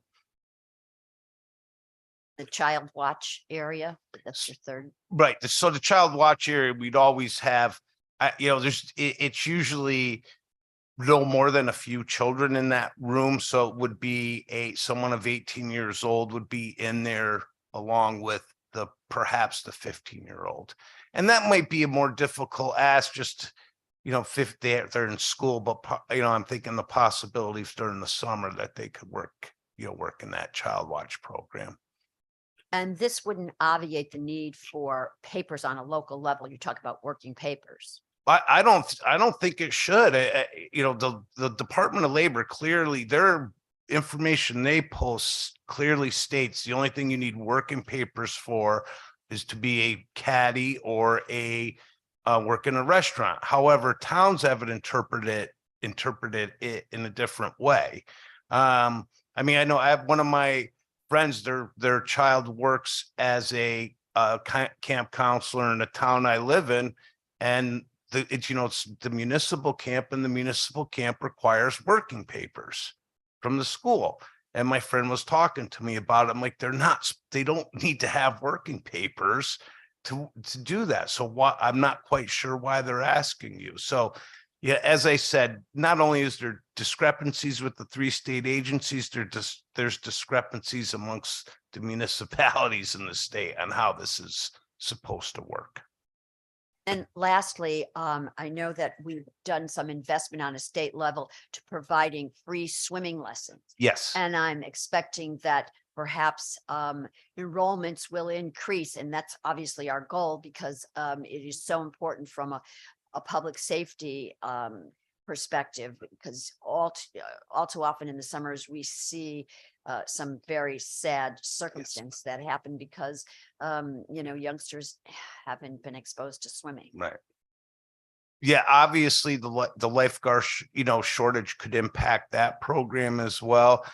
Just for everyone's information, the DEEP provided a grant. We were recipient of half of it to provide swimming lessons to basically inner city children over the next year. And so they participate in a 2-month session, and we have over, I want to say this starting, March. We're in March now, is the next round of swim lessons. We have over 500 children statewide enrolled in this program. And obviously it's a concern if we don't have enough lifeguards that we cannot provide those swimming lessons. Yeah, thanks very much. So I appreciate you bringing this forward. If there are no questions from colleagues, I just want to thank you again, John, for your work and being here. All right. Thank you, Senator. Thank you. We'd like to invite Tom Bozeman of the Payroll Group. Tom, you are remote, are you not? I am. Can you hear me okay? Yeah, we can. Excellent. Thank you very much, and good afternoon. And thank you to the entire Commerce Committee for your time. As you said, my name is Tom Bozeman. I'm the current president of the Payroll Group, representing over 100 independent payroll providers across the United States. I also operate a payroll service provider in New York with clients also in the state of Connecticut, as well as own a consulting business that supports and advises payroll providers throughout the country. Payroll providers play an integral role in wage reporting on behalf of the majority of employers in Connecticut. The Payroll Group has several members located directly within Connecticut, and nearly every member throughout the country reports wages to Connecticut for the employers they serve within your state. The Payroll Group strongly supports Bill number 1091 in an effort to repeal the additional burdensome wage reporting requirements that are scheduled to begin in 2024. There are several inherent concerns with the additional data that is expected to be included with the quarterly wage reporting. For years, there has been a uniform standard across all states on information contained within their wage reporting requirements. Establishing a different requirement compared to those states that are nearby, as well as elsewhere in the country, will cause confusion and difficulties for employers in the state, especially for those that have employees across state lines, which would have different gathering requirements. The data requested, such as age, race, ethnicity, veteran status, disability status, highest education completed, occupation, days worked, current role, etc., are oftentimes not collected by employers, nor are they stored in the payroll systems that are responsible for the wage reporting to the Department of Labor every quarter. For example, our membership did a query across millions of employees within their various payroll systems, and less than 2% of the employees on record have all the data required, or all of that required data for the new wage reporting requirements. Most of the data requested in the new reporting requirements are stored in totally separate systems that are not involved with wage reporting. Therefore, additional programming would be needed for every single timekeeping, human resources, and payroll platform in the nation to merge the data from various systems in order to comply with these requirements. Chances of success on such an endeavor would be extremely challenging, unlikely, cost prohibitive for the average small to mid-size employer, possibly even more difficult than creating a Zuki Tato. Therefore, employers are already in a position to be non-compliant with these new reporting requirements, and an unlikely chance they will ever become compliant with those requirements. Historically, employers struggle to obtain even the minimal requirements from any employee at new hire. It is unlikely that Connecticut employers and any employer nationwide that report even a single employee to the state of Connecticut would be able to gather all of the necessary information, which will lead to inaccurate reporting, since employers would likely guess or just simply populate default values in an effort to be compliant. Ultimately, it'll be nearly impossible for DOL to enforce the policy, since most employers are unlikely to be able to comply. There is a possibility of violating various federal confidentiality laws as well. Therefore, many employees may feel uncomfortable supplying some of that information, that sensitive information, to a new employer, especially before that relationship has truly been established. So to summarize, there's a strong realization within the payroll industry as a whole that these reporting requirements will cause a significant burden in data collection, programming costs, nearly impossible to comply with completely. Therefore, the payroll group and its 100+ members strongly support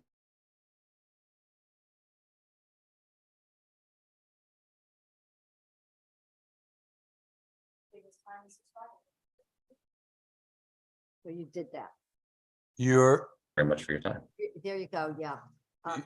you froze. Yeah, we lost that. Oh, geez, look at that. I think I just came back. Can you hear me okay now? Go ahead. The last sentence is what we missed. Go ahead. Yeah, I'm not so sure where I was at there. I was just, I don't know which point I froze here. I do apologize for that.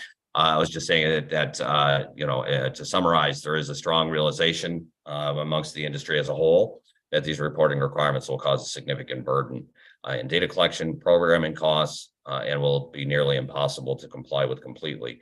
Therefore, the payroll group and its 100+ members strongly support Bill 1091 to repeal these additional wage reporting requirements.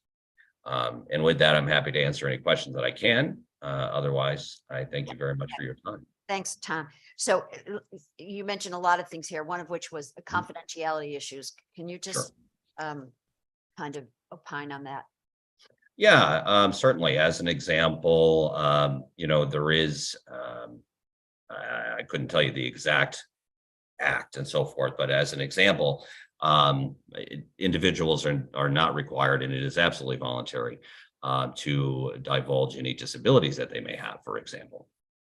It's just one basic example that I can give, but even when it comes to Social Security number, as an example, which we all end up providing to our employers for, various purposes, even that from the federal perspective is not required for an employee to give. And if an employee refuses to give it, they can refuse to give it.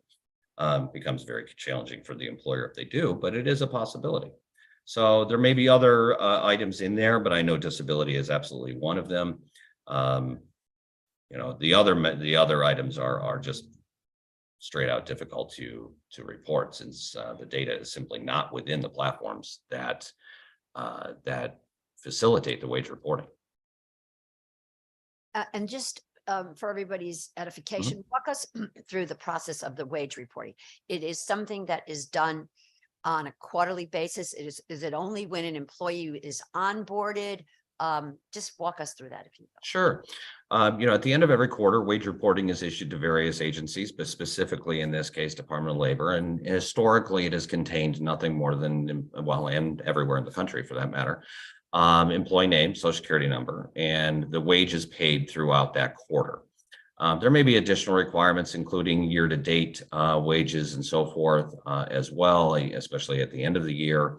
But historically, it is just that few pieces of information, and it's on all employees paid in the quarter, and at the end of the year, or with the year-to-date for all employees paid in the current year. That's basically what is done at the end of every quarter. And it provides data to the state, to the Department of Labor for unemployment purposes, for purposes of collecting unemployment, or anytime a new applicant for unemployment is there, but also assist with child support collections and things like that as well. So it's reported to the state. Is it reported to the feds also? The federal government has one-time reporting at the end of the year for the W-3 or AKA W-2 information that reported to the federal government. It's one time a year for that. And the Fed's requirement is basically what, 3 data points? It is all the information that you would actually see on your W-2, okay, which is essentially your name, wages, and social security number. Yeah. And on all, basically you can picture your W-2, all the boxes that would be on that W-2. That's the one-time wage reporting to the federal government. Right. And so you talk about the non-compliance or that an employer would be actually put into by virtue of being unable to collect this information.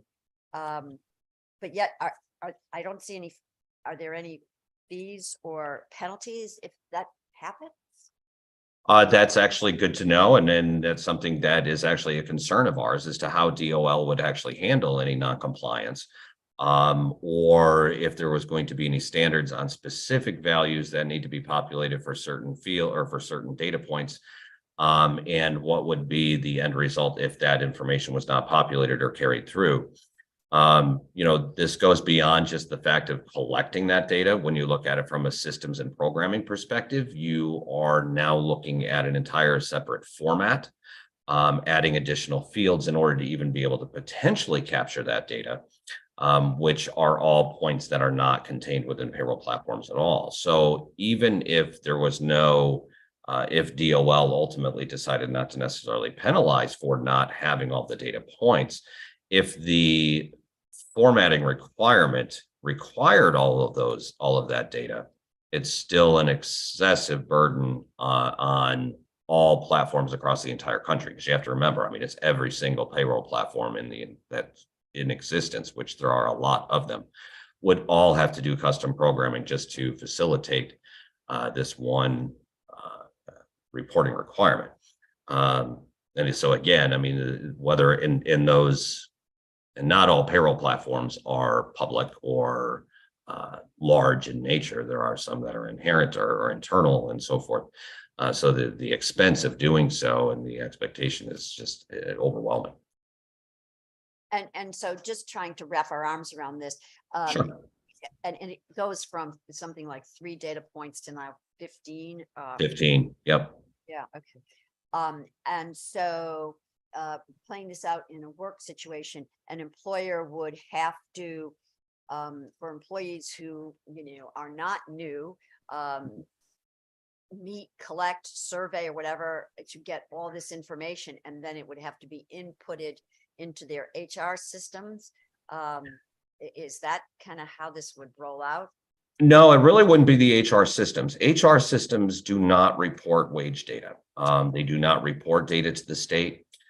Payroll platforms report data to the state and wage data, which does not necessarily tie in or is part of their human resource or timekeeping information. For example, payroll platforms do not keep track of the number of days that someone worked. Payroll platforms do not keep track of, I'm going to the data points here, which I don't remember all off the top of my head, so I do apologize for that, but don't necessarily keep track of occupation classifications, or like I say, days worked, that would be kept track of within a timekeeping system. The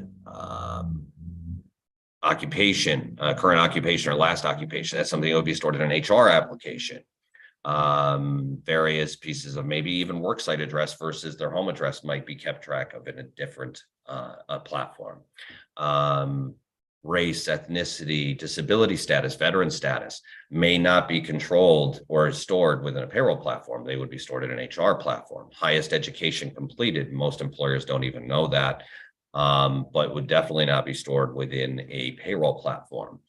Current job title, probably not stored within a payroll platform, would be stored within their HR platform.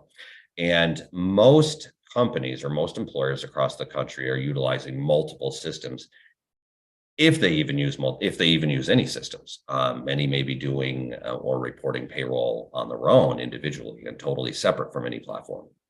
But the vast majority, if they even have a sophisticated payroll platform, chances are they don't have an HR platform or human resource platform. They may literally be keeping track of things on paper or just have file folders in a drawer, especially a smaller employer. While it would be a perfect world to have everything digitized, if you went around and actually, and interviewed the majority of small businesses, they're not. They have a drawer, they have a file, they have a folder, and that's where the information is stored. And most of these other 15 points are not collected. And just in terms of, a business regulatory requirement, Mhm. how does that distinguish Connecticut? It would make it unique and individual or separated from the standardization of the rest of the country. For example, I mean, you're going to have, if you had someone who's in Connecticut, I had employers in Connecticut, Massachusetts, New York, New Jersey, Delaware, I mean, anywhere in the neighboring or surrounding states. For these employees, they have to collect all of these other points of data in the same platform, by the way, that they're keeping track of the employees in the other states. They don't need to collect that data. So there'll be a lot of confusion as to when they need to collect the data. Now, what if an employee moves from one state into Connecticut? Now the employer needs to make sure that they're trying to gather that information. But again, this is all based on the idea or assumption that these data points could be programmed into a payroll platform to collect the data, or somehow or another tie together multiple systems to collect that data, collectively. But again, the majority of employers don't even have those. So what it would do is differentiate Connecticut and make it a more difficult state to operate a business in, which is difficult for small business to handle and accommodate. Thanks very much for your answer, your comments. Representative Cheeseman.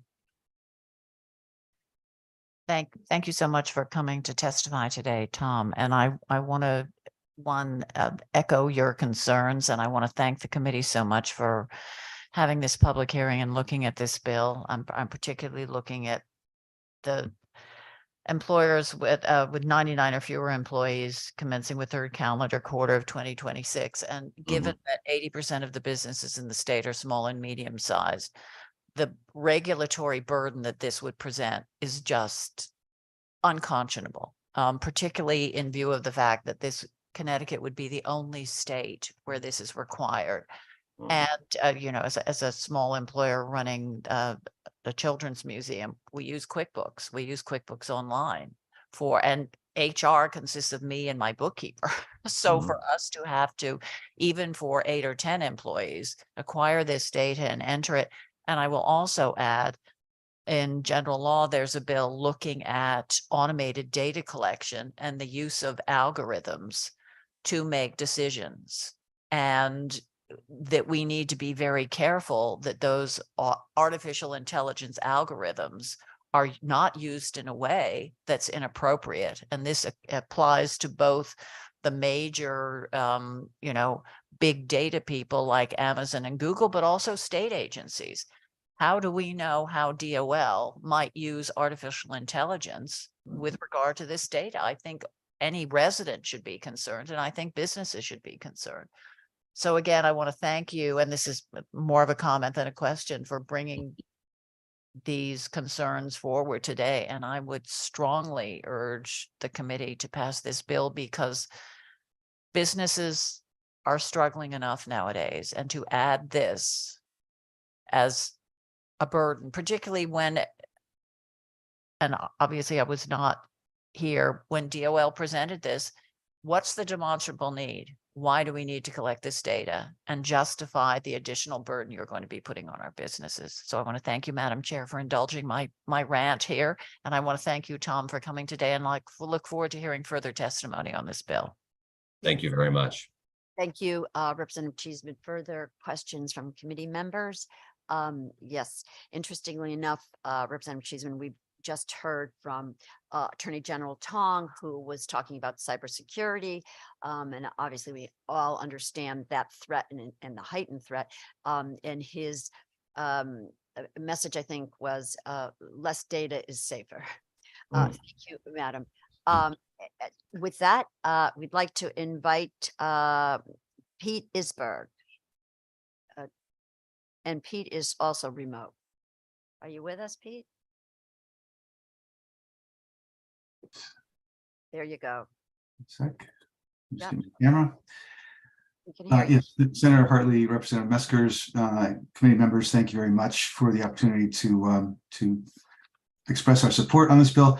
Again, my name is Pete Isberg. I serve as president of the National Payroll Reporting Consortium, which is a trade association of the largest 22 or so payroll service providers in the nation. The top few payroll providers actually handle literally 1/2 of the U.S. workforce in terms of payroll reporting, payroll processing, payroll reporting of wages and so forth. So we actually handle the wage reporting function to the state agencies, to the Department of Labor in Connecticut. And as Tom mentioned, wage reporting in the U.S. is a very uniform matter. It consists of, every quarter the employers are required to send a file with the name, social security number, and wages of each of their employees to the state agency. The purpose is for administration of unemployment insurance benefits, so that the Department of Labor can check and see, was this person connected to the workforce? Do they have, do they meet qualifications? What's the benefit level that they are entitled to? So that has been well established for 50 years or so. I do want to say we support the notion of improved, workforce statistics. It would improve workforce development initiatives. It would improve higher education results, things like that. But we think it would be a huge mistake to attach it to what is otherwise a very uniform unemployment insurance wage reporting system. Beyond the cost, which Tom mentioned a bit, these are data that reside not in payroll systems. There's really no reason to put this information in a payroll system. So you'd have to literally do some programming to connect every payroll system to a lot of other different human resource systems, if it's available. And as Tom mentioned, it's often in paper files, which would be a costly thing to, get all this information from paper files and somehow put it into a data system for reporting.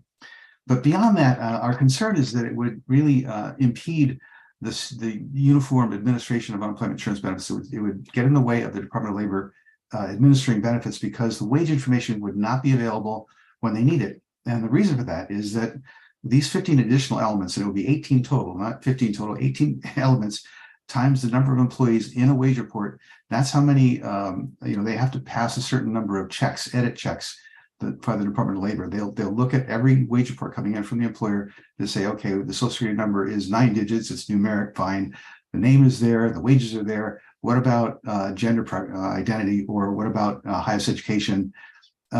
So element by element, they would be checking to see, is this valid? Is it appropriate? Does it conflict with something that we saw before from this employer or this employee? Is there a reason to reject it? And the issue is that if you have a question about a single employee record, they only have kind of the nuclear option. All they can do, if you're the Department of Labor, all you can do is reject the entire employer submission with all the employees. There's really no system today that can accommodate rejection or suspension of a single employee record.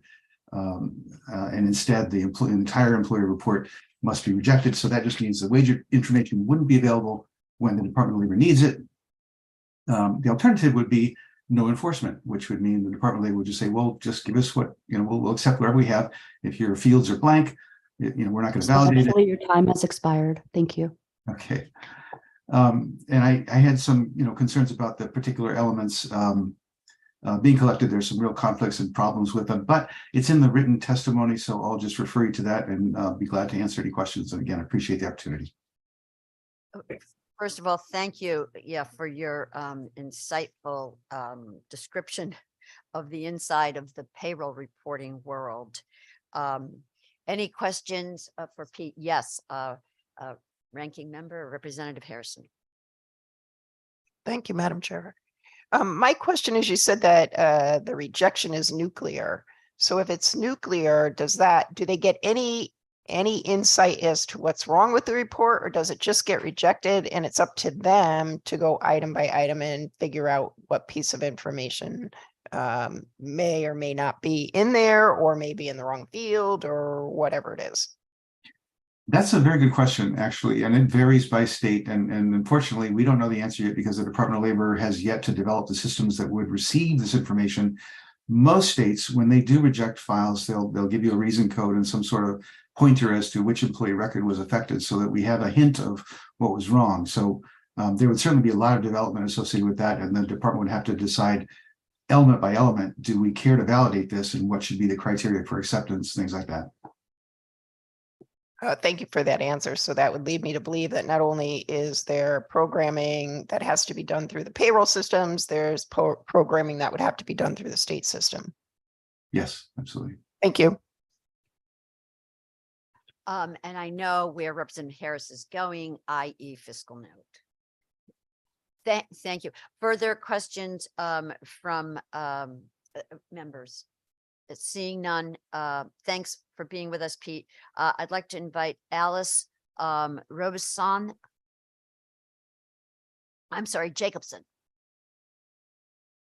Thank you. As you mentioned, I'm Alice Jacobson. I am the Director of Government Relations for the American Payroll Association.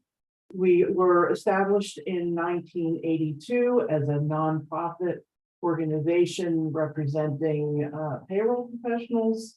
We have about 20,000 members nationwide. And our core mission is to provide representation for payroll professionals at the federal, state, and local levels. But the organization as a whole was established to offer education to payroll professionals. You can't get a college degree in payroll, so there was a missing element there. So the American Payroll Association supports SB 1091. It's a more reasonable approach to data collection on the part of the state. We had opposed the initial legislation in 2021 with the additional reporting elements. They just seemed overly burdensome for purposes of unemployment insurance in terms of the scope of what's needed to run that kind of a needed program. Some of the data elements were already reported to Connecticut, but most of the elements were going to be new with, as my colleagues from other payroll groups have said, additional formatting and programming requirements. So that was part of the most serious issue.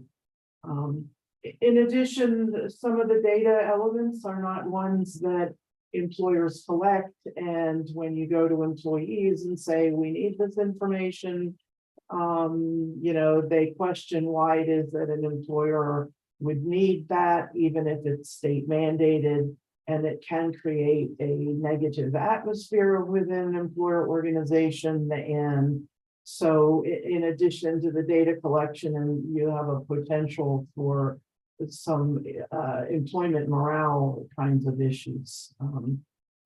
I won't get into the small business issues that's been mentioned. in terms of the burden for this kind of data collection, because it has already been mentioned. But I will also mention that, you know, even with large employers, they may only have one or two payroll professionals working for them. So they don't necessarily, even at large employers, have the capability of managing these kinds of things. So Respectfully, your time has expired. Thank you. yes, thank you very much. Yeah, thanks very much, Alice. Yeah, and your points are very well articulated and taken. Okay, so where are you coming to us from? I see palm trees. Okay. That's my fake background. I am currently sitting in Ewing, New Jersey. All right. Otherwise, it's not going to go over good with us here, sitting here in cold, wet New England. Okay. So next up is Michael Tribald, Payroll, Paycheck Inc.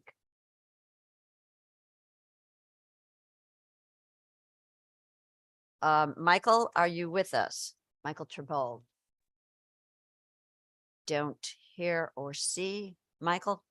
Can you So- hear me now? Oh, we can. Yes, yes, we can. Yep. Sorry. Thanks. Again, good afternoon, and thank you for the opportunity to testify today. Again, my name is Mike Tribald. I'm the head of compliance at Paychex, a national payroll and HR firm. I also serve on the board of the National Payroll Reporting Consortium with Pete Iceberg, who you've just heard from.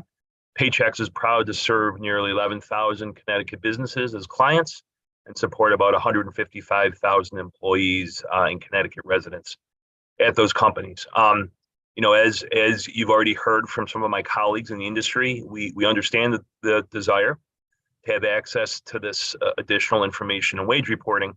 However, we really strongly support SB 1091 for several key and practical reasons I wanted to amplify. I won't repeat all the commentary again from my industry colleagues, but just a few key points to again amplify. The incremental data that is being asked for is not currently in payroll systems. And those obviously the systems that you've heard generate the unemployment insurance wage reporting. Currently all that's collected there, Social Security number, name, wages paid. Connecticut would be the first state, as you've already heard, that would need the collection or require the collection and reporting of all these additional data elements.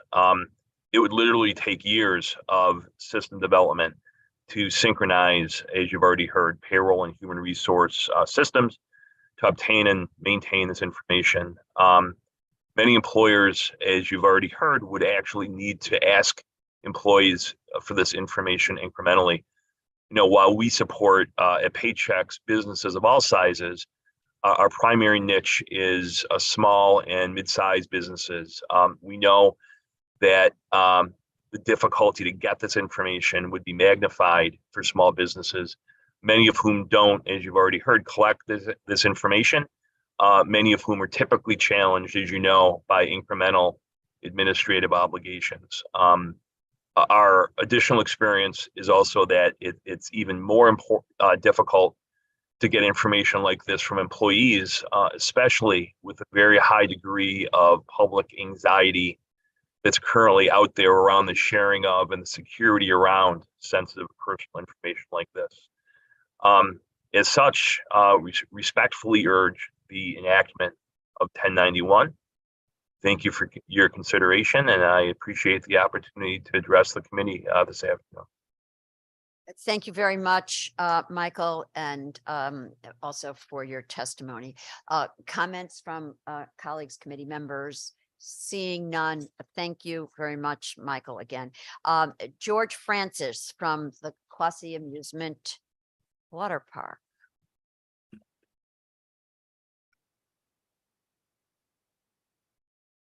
Good afternoon, Senator Hartley, Representative Misker, and the rest of the committee. I want to thank you for allowing me to speak today. I'm here on behalf of SB 1090. I listened to some of the other testimony and like to just parallel what they have said, in this bill, it has come to my attention that you've been included amusements in the categorizations of allowing 15-year-olders to lifeguard with 18-year-old supervision. As the gentleman from the YMCA said, we're educators, and supervision and safety is our utmost concern. Our business, first of all, I guess I should say, I represent Quasi Amusement Park, which is a business in Connecticut that's been here. We're celebrating our 115th year of operation. So obviously safety and our guests' experience is of the utmost importance to us. So jeopardizing that is not in our best interest, so to speak. When this bill came to light, I have friends at the Red Cross who are ahead of handling lifeguard training, and asked them what their opinion of this is. And, as we discussed it, it really came down to the qualifications of the person, not so much their age. Ironically enough, there's a bill being presented in labor to allow 14 and 15-year-olds to work at amusement parks, because amusement parks are also considered a hazardous work environment. And as the gentleman from the YMCA said, there is a lot of ambiguities within the laws regarding 14 and 15-year-olds working, to the point where some school systems allow 14 and 15-year-olds to get working papers and work at amusement parks. Others do not, but the true definition is very gray. So my dad used to tell me, get the camel's head in the tent, and eventually the body will follow. So I was here the other day testifying on that bill, which would allow 14 and 15-year-olds to work. And then today to hopefully allow 15-year-olds with the proper supervision and education to be able to lifeguard at YMCA's and amusements. So on that behalf, you have a very full agenda, and there's some pretty pressing things that you guys have been talking about today. So I'm going to be short and sweet, and just say I'm here in support of 1090, and hope you guys see the same. And I'll take any other questions regarding. Thank you very much, George. Thanks for being here. And I know you have your day job, and you've been up here last couple of weeks too, on these matters, because workforce shortages are a challenge, and keeping small business going, but also employing, our youth, and also providing these kind of training opportunities. They all kind of dovetail, work together. And so congratulations on your 115 years. That looks pretty good. Yeah, and that wooden warrior that you have over there, I do have to admit, though, I've aged out of that. Although there's a lot in my family who haven't. But anyhow, yeah, it's very important. And so, yes, amusement establishments are also encompassed with this, with recreational establishments. So I appreciate you being here to weigh in. With that, my colleague and ranking member, Senator Martin. Thank you, Madam Chair. Hi, George. All right. George, I grew up in a construction family, started working when I was 14 years old, banging nails, using a skill saw, carrying lumber, and I learned how to build homes. Knowing that we have a workforce shortage, the number that I've heard, 100,000 jobs, we have maybe 50,000, 57,000 unemployed. We'll never fill all those jobs, never. And even going forward perhaps for the next decade, we may never catch the horse. So, we have to look and explore different options of how can we fill those needs. So, I've heard, and I've been through the summer visiting, speaking to, listening to stakeholders of how can we improve our workforce. And little pockets here and there, one of which is, 30% of our students that graduate don't go into the military, do not go on to higher ed, and a pocket of potential workforce individuals that can help. And I see dropping the age to 15 years old And I know this is putting the camel's nose underneath the tent, but what are your thoughts on maybe dropping from 16 to 15? Very good question. Excuse me. First and foremost, our industry is a little bit unique because we are a seasonal business. And in the past, we were able to hire 14 and 15-year-olders. It wasn't just about 10 years ago when I was told that we can no longer do that. And so, yes, there's a labor shortage, but I think this is far deeper than that. This is about taking young kids and starting the education process. I think, as the gentleman from the YMCA said, he's got a 15-year-older that, is going to have student loans and wants to prepare them to start saving for college, money management, time management, responsibility. I mean, this is a much bigger spectrum than labor. Yeah, that's a big part of it, and that's a good part of why I'm here. But at the end of the day, I was able to take 14 and 15-year-old kids and mold them. I just posted a thing about hiring employees, and I got more responses from old employees saying, this is my best job. I learned more from this job that I've taken with me the rest of my life, because we're teaching them skills that are forever. And so I get pretty passionate about it, because I really feel strongly that I'm an educator more so than an employer.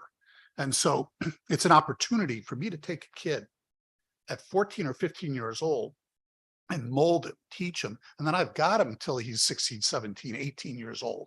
And in today's world, the kids that are going to college or have aspirations start wanting to be in the fields that they want to go into. So I tend to lose them quicker as well. But I'm giving an end product that's pretty darn good. And I feel pretty proud about that. So when I see these text messages from employees that were 10, 15 years ago, and they thank me. So it's about educating and molding young kids to be productive. And I really, really feel strongly about that. Good points. Very, very good points. I think, I'll use the being part of a team and athletics being in my life for ever since I can remember. You learn certain life skills, even as a teammate, a team player. But in the workforce, you also learn those skills as well. I can't thank my parents enough for making me go to work on vacation, during vacation, where friends went to wherever they went. I knew where I was going to work. And I thank them now in hindsight for the skills and the work ethics that they insisted on from my brother and myself. So thank you, George. Thank you very Madam much. Chair. Thank you, Senator Martin. It's true, though. It's just, and I've noticed it, and people have commented to me about the soft skills and the job preparedness. And there's, quite frankly, a whole universe of young people who are not ready to work because there's not been opportunities for exposure. Further comments? Yes, Representative Boer. Thank you so much for your testimony, and thank you for being here. I think the prior speaker from the YMCA, a number of us spoke about how supportive we are of youth employment, and we just talked again about all those skills that develop. Supervision is key for me. Obviously, a lifeguard is a critical position, and you said that they would have the proper supervision. Can you just talk a little bit about what that ratio would be, what you consider as proper? Absolutely. Excuse me. I'm a big believer, the more hands, the lighter the load. And first of all, let's start with the training process. First of all, you cannot be a lifeguard without Red Cross certification. And then obviously you have to have working papers, which would encompass the timelines of when a youth can work during the school year, during the after school year, amount of hours a week. So those, I think we've covered a lot of the criteria about not overburdening our youth. The training part of it. There's CPR training, there's lifeguard training. You have to be a fairly strong swimmer in order to become a lifeguard. Let's just take this particular scenario. At my place, once you don't even get hired until you pass my test, which means, even though our waterfront, it doesn't exceed 4.5 feet. I make them swim at 200. I make them tread water for 15 minutes. I explain to them the topography of the property so they know where the low ends are and the high ends are. I make them do a passive and active save. And if I don't feel comfortable with that child or person, young adult, can't keep my business safe, I'm not going to put them on the water. That being said, to the YMCA's point, we would never, ever put somebody that young on the chair alone. My facility has four stands. And the way I envision this would be as a supportive role. And, we were thinking about doing that with just 16 and 17-year-olders as well, having just an extra set of eyes, having your set lifeguards on, but an extra set of eyes just to monitor the water. If kids are fooling around a little bit more than they should, hey, no rough housing, because we have specific rules about flotation devices and everyone wants to chicken fight. Is that chicken fight? Getting on people's shoulders. So we don't allow that either, right? So now I can get these younger kids to start policing that and let the lifeguards do what they need to do, which is watching for distressed swimmers. So I take it extremely seriously. I'm an EMS. I volunteer in the local ambulance corps for the last 20 years. So I'm very familiar with first aid and safety. It's one of my peeves, so to speak. So it's a supplement. And again, I saw the bill and I think it's a good one. Safety, again, is of utmost importance to us. So again, before I even decided to come here today, I did reach out to the Red Cross. I did reach out to the local YMCA. I asked for their opinions as well to see if there was any downsides, especially in this. And I think with that supervision aspect of it, it makes a lot of sense because I see it even on the other side of my fence where the amusement park is, where I think those things always go hand in hand as well. So I thought it was well written and made sense. And again, I've seen 18 and 19, or I've seen 20-year-olds that I wouldn't think are competent to be a lifeguard, but yet maybe in that position. So I don't think age is, when we're talking 15, 16, is a difference. It's here. It's their ability. I've even had 14 and 15-year-olds who are much better than 18 and 19-year-olds. You get the college kids, they're here for summer vacation. They want to, where's the next party tonight? 15 and 15-year-olds kind of like locked and loaded. They don't have their wheels yet, so to speak. They're licensed to. So I don't know. I find those kids to be a lot more focused. So I don't see the age as a criteria. I really don't. I think it's in the training. I think it's in the supervision, and that's on us. And if we want to run a safe environment, that's what we do. So thank you for that.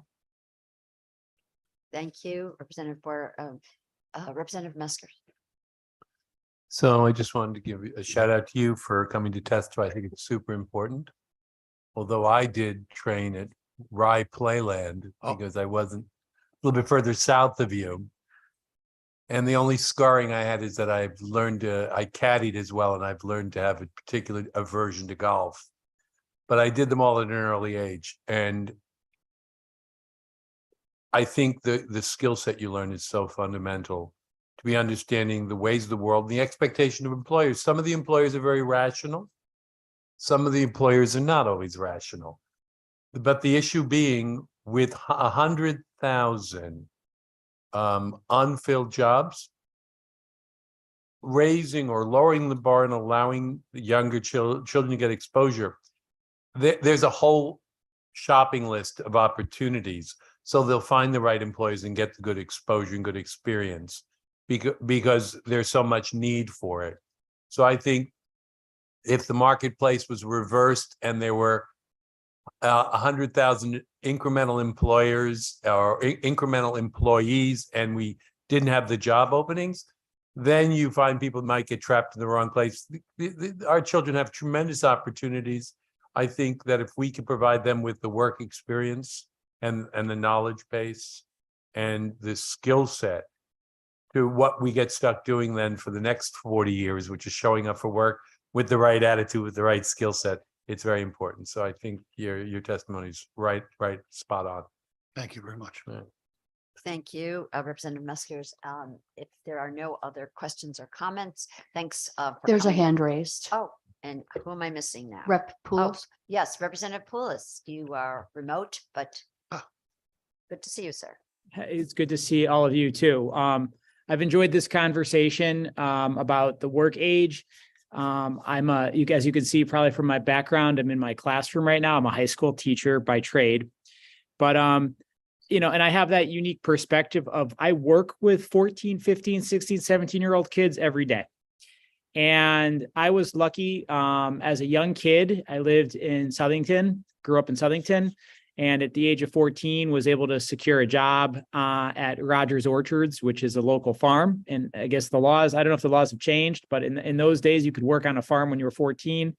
And it's probably, I don't know if it was legal or not, but I was working 42 hours a week this summer when I was 14 years old. And one of the things that experience gave me that I see less and less in kids these days, my own kids too, right? Because it's just a different world, is that by going to work, by getting that training that we're talking about, kids, and by earning a small paycheck and having to manage that, kids learn work ethic. They learn personal responsibility. They understand what happens when they don't show up. They learn that they have to show up. They have to meet deadlines. They have a non-school class in personal finance. And these are all the things that, we hear that are diminishing in our kids today. And so I'm just a big fan of, especially with the workforce shortages that we have, of creating opportunities and encouraging people to, doesn't have to be the 42 hours a week that I worked in that July summer, but to have an experience where you build those skills and those experiences, which you'll carry on beyond that little job through whether it's college or the military or the workforce or a trade when they move on to become young adults. And so I just wanted to express my support for that. I think the one other thing I'd like to add is the communication skills that we provide. I think that's another thing that's lacking. These phones that everybody's been on all day long is killer. And, we don't allow these out while people are working. We try to have a zero tolerance policy. But at the end of the day, one of the more important skills, I think, in today's world that we could teach these 14, 15-year-olds on up is the ability to communicate with one another, not by texting, but verbally. So I think, again, that's another, because we're very customer service based, empathy, looking a person in the eyes, communicating, trying to find the solution to a problem. Those are the things we try to teach as well. And it goes hand in hand with safety and lifeguarding and being able to recognize a situation in a timely manner and deal with it. Anyway, so we're beating it dead. But thank you. I Thank can see you. my passion about this. Yes, thank you very much, Rep. Poulos, and of course to you, George. Yeah, it's many benefits, manyfold. Further comments, and seeing none, thanks again for being here and Thank you for having taking me. the And trip, thank taking you for it this bill. time. We'd like to invite Mark Brzezinski from the Arthur Russell Company, Tech Talent. And good afternoon to you, sir. Good afternoon, Senator Hartley. Thank you for allowing me to speak on behalf of House Bill 6755, an act to establish an advanced manufacturing education center advisory group. So, I was a member of the Industry 4.0 advisory group, the working group that reported to you back in September. In our report, we concluded that for advanced manufacturing technologies, commonly referred to as Industry 4.0, to be widely adopted here in Connecticut, we need a workforce fully fluent in those technologies. I've worked in automated manufacturing my entire career, and the current pace of change is unprecedented and concerning. The I-4.0 revolution is not coming, it is here. Factory laborers have been replaced with robots and automated equipment, which now require skilled advanced manufacturing technicians to operate. Maintenance technicians and electricians now need to be skilled in mechatronics and understand integrated control networks. Almost every manufacturing job has been or will be impacted by Industry 4.0 technologies. To ensure the sustainability of our business here in the automation industry here in Connecticut, I've been focused on technical talent development for the last 4 years.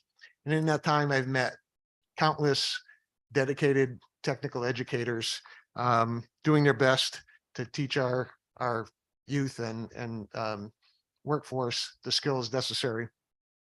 All are doing good work, but the programs aren't coordinated, and the technology is changing so rapidly that our current education model will never be able to keep up, keep curricula current. We need to shift the technical education paradigm. Industry needs to play a bigger part in the solution. The good news is that many parts of the solution to the problem already exist, many right here in Connecticut. What is needed is a mechanism to pull the pieces together to create an integrated model which can be refined and replicated. I believe that the working group proposed in this bill can be that mechanism. This working group, composed of technical educators and industry leaders, working in conjunction with the National Science Foundation's National Center for Next Generation Manufacturing, housed here in Connecticut, will develop a sustainable model for an industry-backed, community college-based Industry 4.0 Manufacturing Technology Center, including integration with both comprehensive high schools and existing programming within the College of Technology here in Connecticut. The model will, of course, include performance targets and metrics of success. The technology skills gap is already wide and is widening as we speak. We need to act quickly if we want to develop a workforce prepared to widely implement I-4.0 technology here in Connecticut. I urge you to support HB 6755 and the creation of this advisory group. Thank you for your time. Hey, Is there any Mark, questions? thank you for being here. And also, we are in your debt for all the time that you have devoted on the I-4.0 work group. And yeah, It was a pleasure. it's a long road. So, you're talking about I-4.0, and there have been some who have said, that ship has sailed. It's I-5.0. That's semantics. It's a continuous evolution of technology that, whatever you call it, it's going to keep marching forward. And it is, as I mentioned, it's marching forward at an alarming pace. We are kind of the tip of the spear in the business we deal with in creating automated systems. Our customers aren't able to staff the equipment that they're buying from us with properly trained technicians. We are having trouble replacing our retiring workforce who have those skills. And as I mentioned to you before, our universities are doing a good job of producing engineering talent with knowledge in these skills. But engineers are just part of the solution. They're the ones creating the new technologies. It's the technician level and the machine operator people that really need to know and understand these technologies when they didn't have to before they pushed the button. Now, there's a lot more involved in keeping these systems going. And the workforce, as I said, the common laborer is pretty much a thing of the past. Even some of the technologies we're teaching currently in our system, CNC programming, it used to be, you didn't want to be a CNC operator because all you do is push the button. Now, there's CNC programmers who write the G code, which run the machine to make the part. Well, with artificial intelligence, the machines are going to be able to program themselves very rapidly within 1 to 2 years. That CNC programming position is going to be a thing of the past, or you're going to need to understand the artificial intelligence that's behind the programming to be able to troubleshoot it. So it's really happening very rapidly, and I don't think the general public is aware how rapidly and how impactful that is. Yeah, it's very instructive for us to hear, you being, obviously steeped in the industry. You also mentioned that private sector has a role to play. And I think that that's represented here in the language of the proposed bill. But can you speak to that? Because,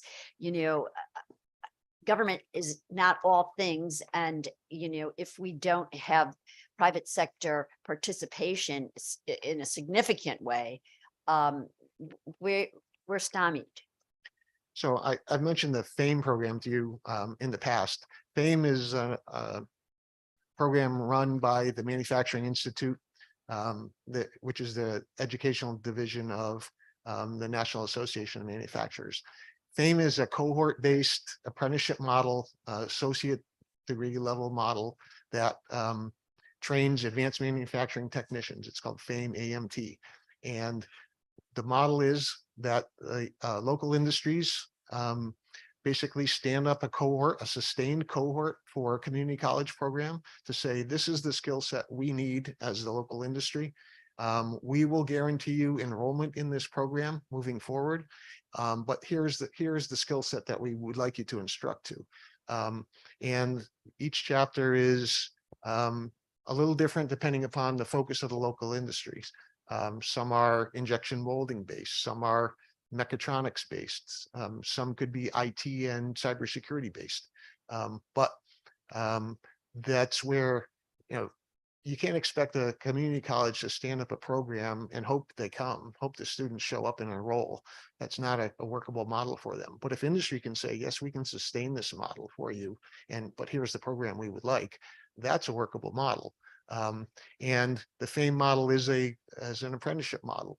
The students go to school 2 days and they work 3 days. So they're earning a substantial wage while they're going to school. And they finish the program with an associate's degree in advanced manufacturing technology. So it's a workable model, and I would see that being a part of the model that is looked at by this advisory group. Mark, if you could just elaborate on the employer side. So you say that they guarantee the students, and we recognize, quite frankly, that our enrollments are down in Yes. associate degree, really every level, every educational level. So this, obviously helps meet a challenge that we're facing on another front. But how does an employer, give a certain number of enrollees or students for a community college? Do they hire them in the door on the premise that, yes, they're going to put them in this program, or do they recruit from staff that is already employed with them? Well, they could do either, or recruit from, right out of high schools when there's programming that is aligned. So that's another feature of that I would see being part of this plan, would be a plan to incorporate the secondary schools, the high schools in the area, with coordinated curriculum that could be credit bearing towards the program. So you start, you need to start with a wide pool, because it's going to funnel down as you go. But if you had programs in the high schools, similar to the program I told you about in Hamden, where the Hamden Engineering Careers Academy is graduating 20 seniors this year with associate's degrees in manufacturing engineering, they would be, they've already, in that program, they've already completed their associate's degree, which is very impressive. I wouldn't say that that's something that could be made universal, but credit towards that degree is certainly something within reach. And if the curricula was coordinated and regionalized, it's definitely a doable program, which could create that pool which to pull from. the fame is arguably, it's the cream of the crop of the talent pool. And not every student is cut out for fame because it's fairly rigorous and but it's also very rewarding in that the students are well paid. And typically, if they want to keep going towards their bachelor's degree, the employer would pay. I know we would as employers. Just one last thing, if I might. Can you comment on the value of, for example, a robotics program in terms of recruiting and building the pipeline in this area, which you identify with rapidly changing and critically in need of workforce? Gladly, I'm passionate about that. The FIRST Robotics program here in Connecticut is well established. There are 62 FRC FIRST Robotics teams. That's the high school level, and there's over 100 in the FIRST Lego League. The first programming goes all the way to pre-K now, from pre-K through 12. I was actually just at Tunxus before coming here discussing possibility of creating the robotics center there for the area robotics teams. Arthur G. Russell, we sponsor a team. We have since 2014, and they're resident within our building. They came looking for a sponsorship, and we found out they didn't have a home, so we gave them a home at Arthur G. Russell. They've been there now since 2014. We now have full-time engineering employees who came through that team. These are the kids that are passionate and already versed in the technologies that we're talking about. They do this as their sport, and it's a sport that they can go pro in. So bringing the robotics community into the pipeline early, and having them be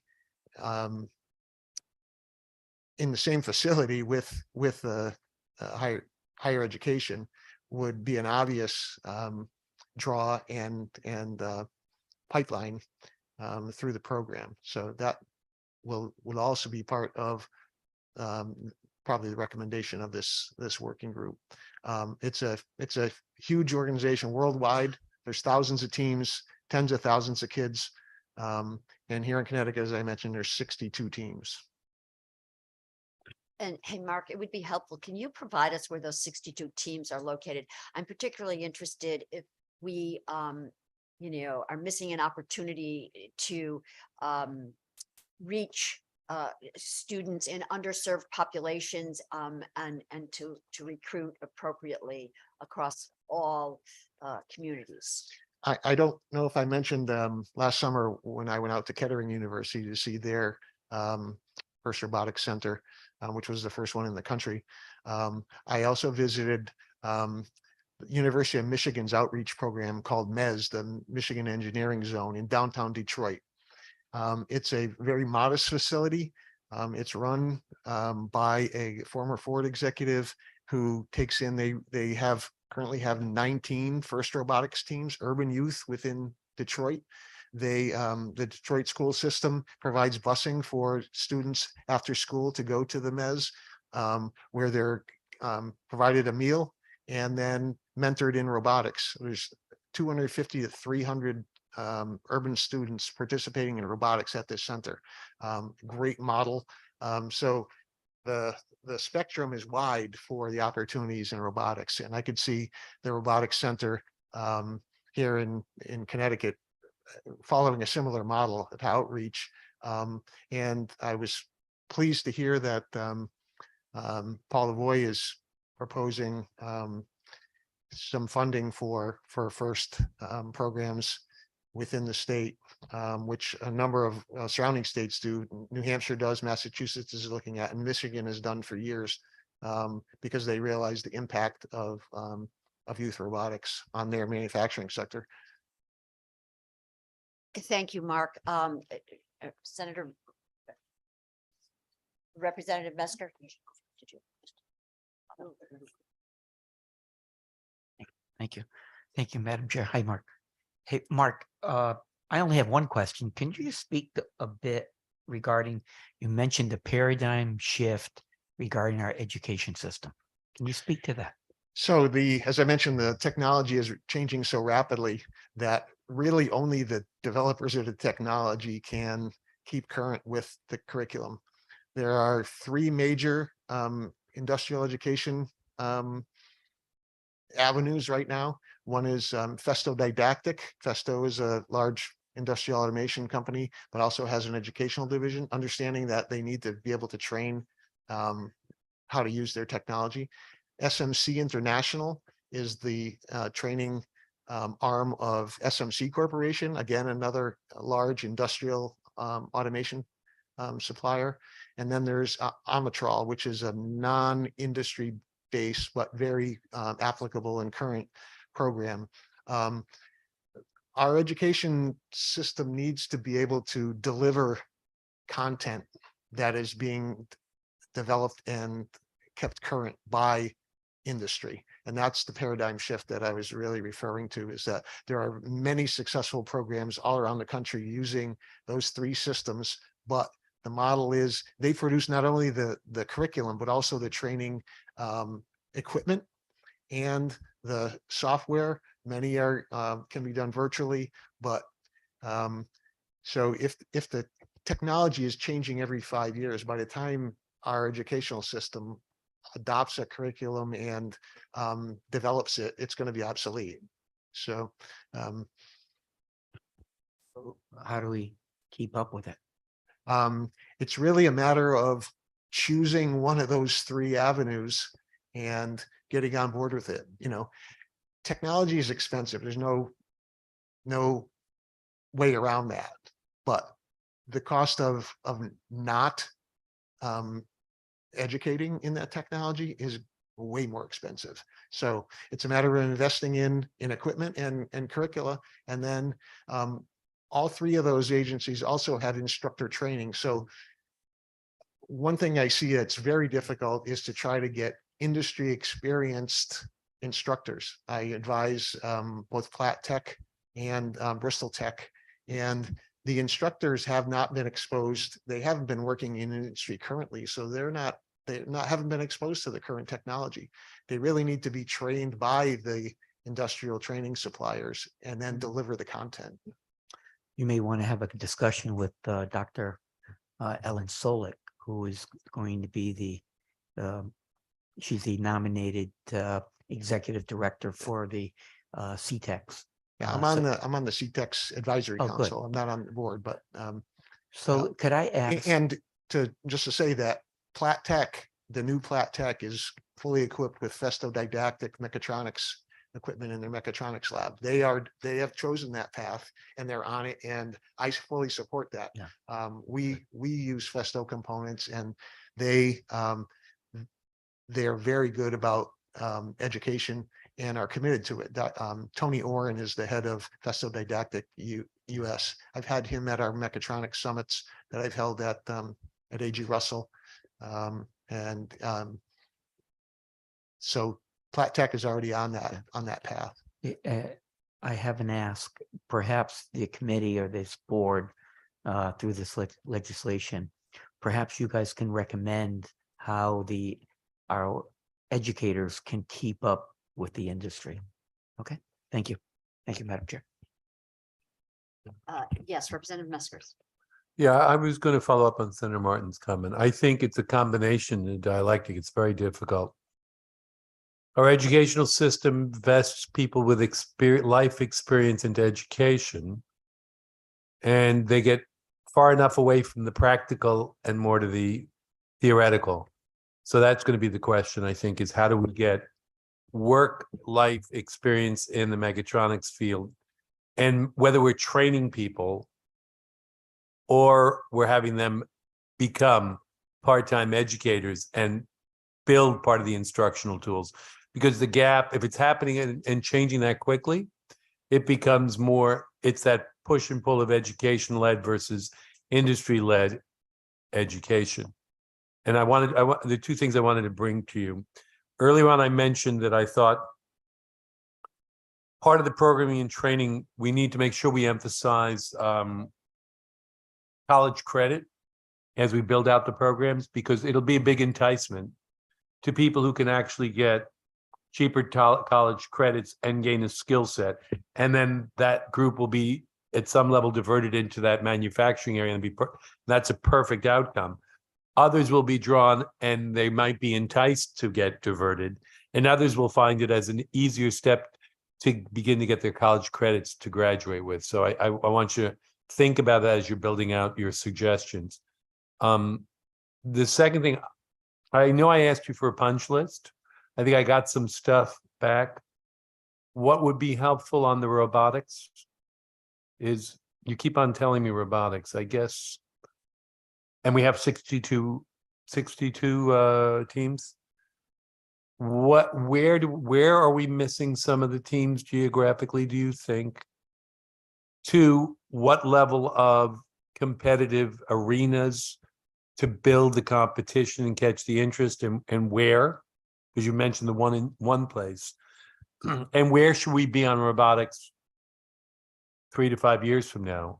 So it's kind of,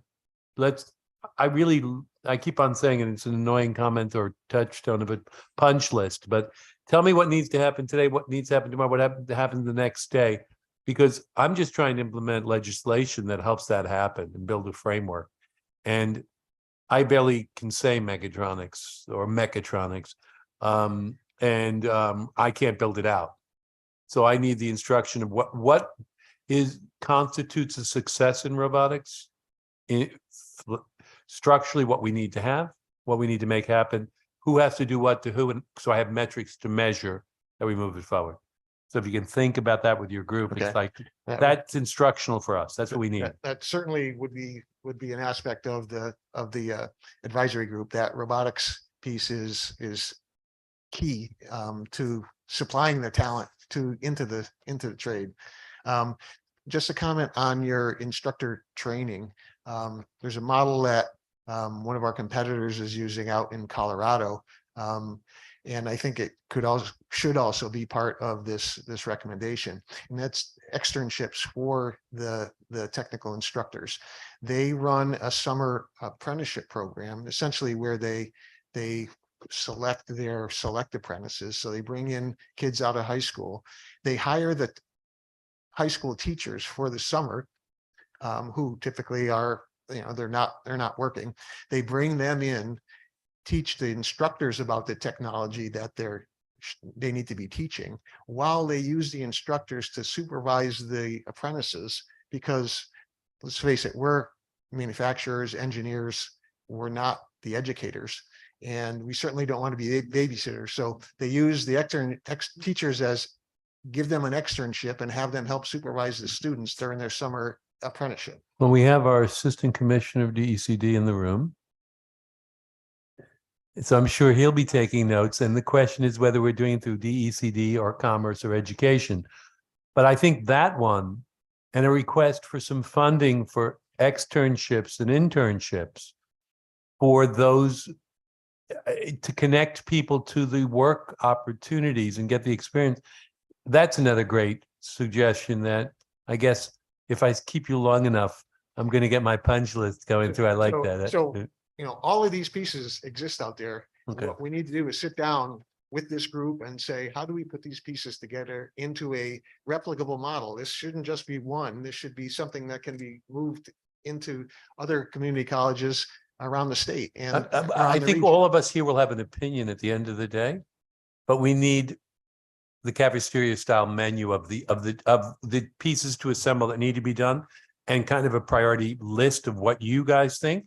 We'll have an opinion, but we need to someone's got to tell us where do we go on robotics? Where do we go on the internships? Like, help us. We'll figure out how to a design model when we know the priority list from people like yourselves. Well, that's the punch list for the working group. And I'm assuming yes, so I don't have to look at another potato zucchini.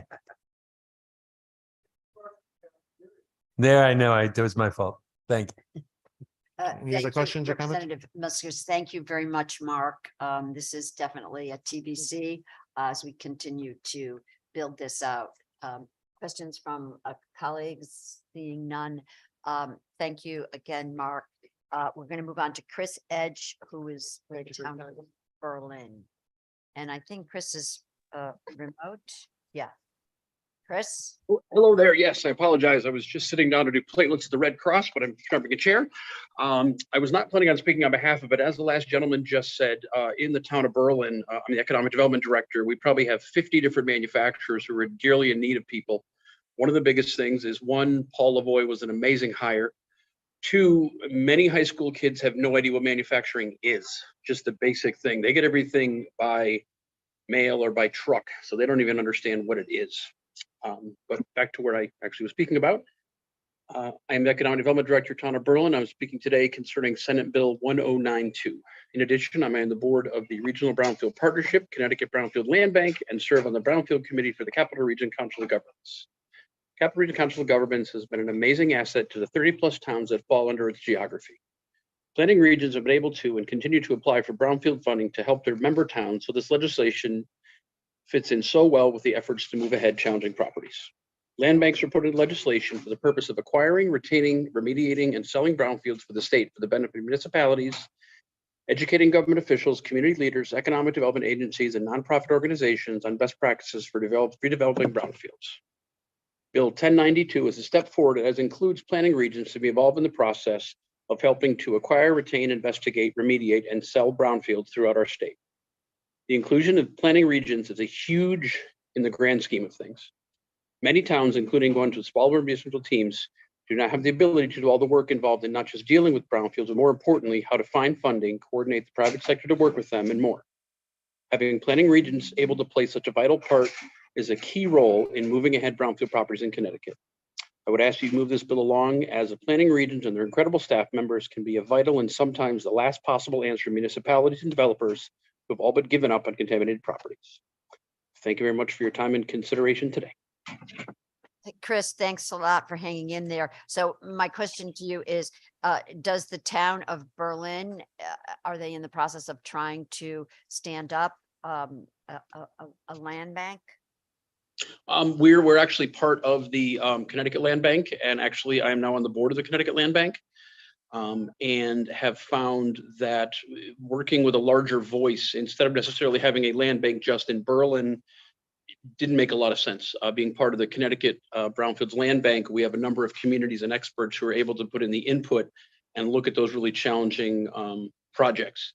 The good news is both the state and federal have put a lot of money into brownfields, especially on the investigation side, which is tremendous because the private sector is not going to step forward and invest unless they know really what the situation is. So I've really been part of a couple different folks on the state level, and it's been great because we don't have a lot of brownfields, but the ones we do have, we're now looking at a lot more seriously because there are resources out there to deal with them. Thank you, Chris, for that, and thanks for your work on this very important initiative. Are there comments or questions from a colleague? Seeing none, thanks very much for being there, Chris, and for your testimony today. Thank you. I appreciate all of you. Have a great day. Thank you. Last, but of course not least, is CBIA Representative Policy, Public Policy Associate Ashley Zane. Hi, Ashley. Hello. Last but not least, I'm a Z though, so I'm used to it.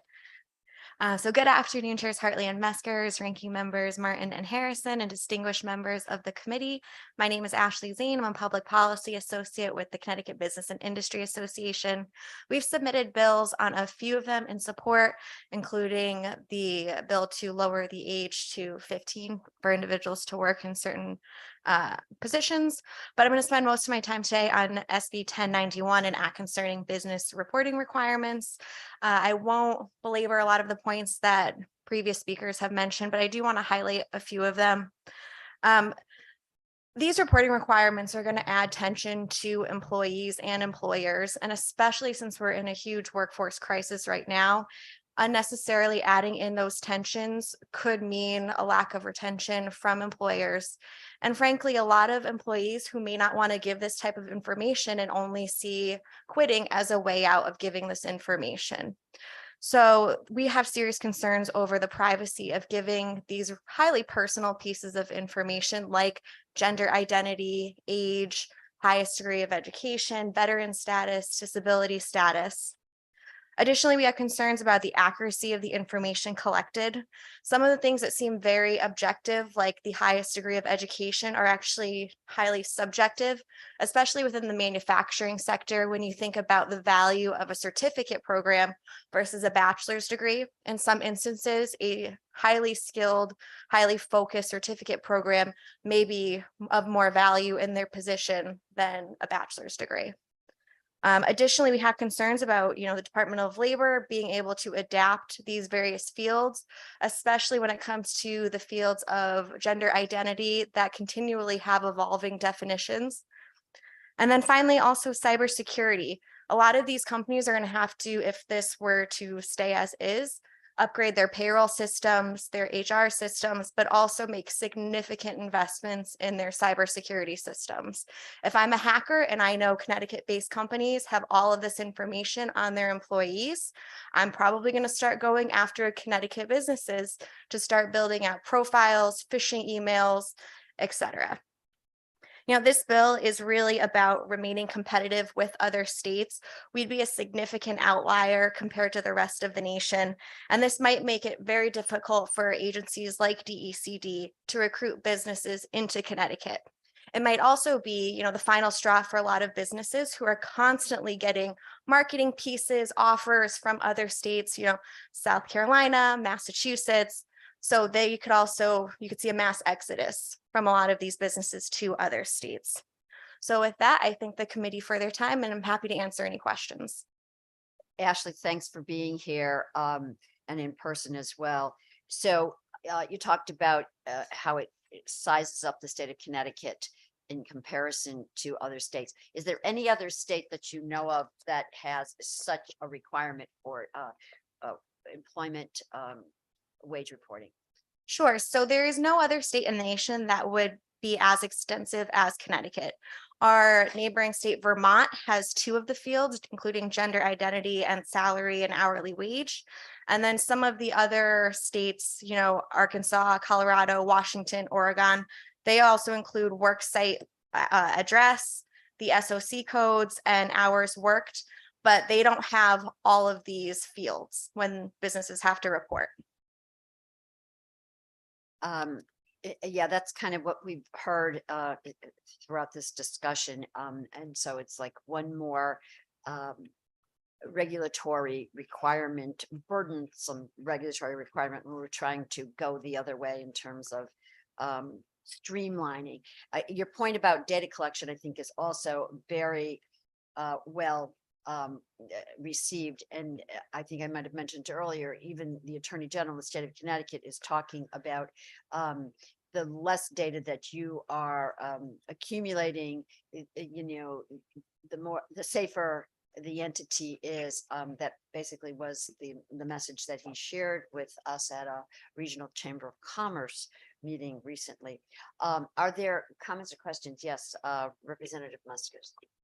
Yeah, I'll make the following observation. I know that the Bureau of Alcohol and Tobacco and Firearms receives applications for gun permits, and they do background checks, and they're required to complete them within 3 to 5 days or some time frame such as that, and they issue the permit. And those pending data points are kept for 6 months.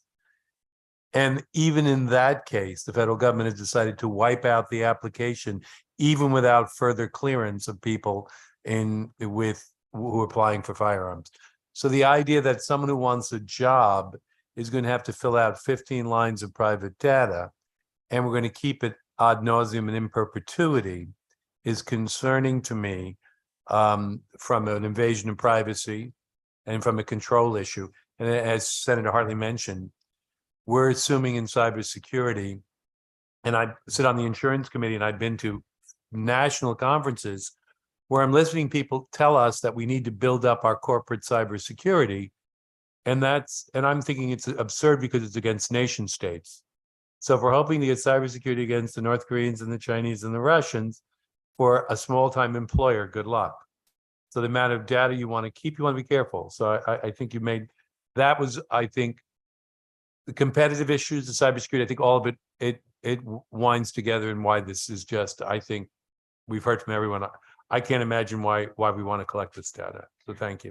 Yeah, and just touching on one more point, our supply chains are starting to become increasingly digitized and interconnected. So it would really only take a hacker getting into one of those smaller companies who don't have the infrastructure to then possibly getting into some of our biggest aerospace manufacturers, and that causing a whole lot of other problems associated with it, just because hackers now know that the small business on the corner has all of this personal information on their employees. Thank you, Representative Mesker. Are there further comments from members? Seeing none. Ashley, I do have a question. Same church, different pew, though. We didn't hear anything from the association on Bill 6661, which we heard actually last week, and it is an act entitled Protecting Workers on State-Funded Projects. My concern is the unintended consequences of that act. And so I would be interested in getting input on that. You could theoretically have a situation where you've got a manufacturer who has been participating in the MIF, who didn't post an OSHA sign. What then happens is my question to you. And so I would very much like to have input about that as we begin to deliberate on this as a committee. Okay, if there's no, yes, Representative Mesker. So I think we raised a couple of points on that. I'm not necessarily opposed to the legislation. I'd like to have that conversation about whether there are potential changes that would make it acceptable, right? So that I don't want to open up other exposure for the state or other exposure to the private sector. So your feedback on where you think that sits within current legislation would be helpful.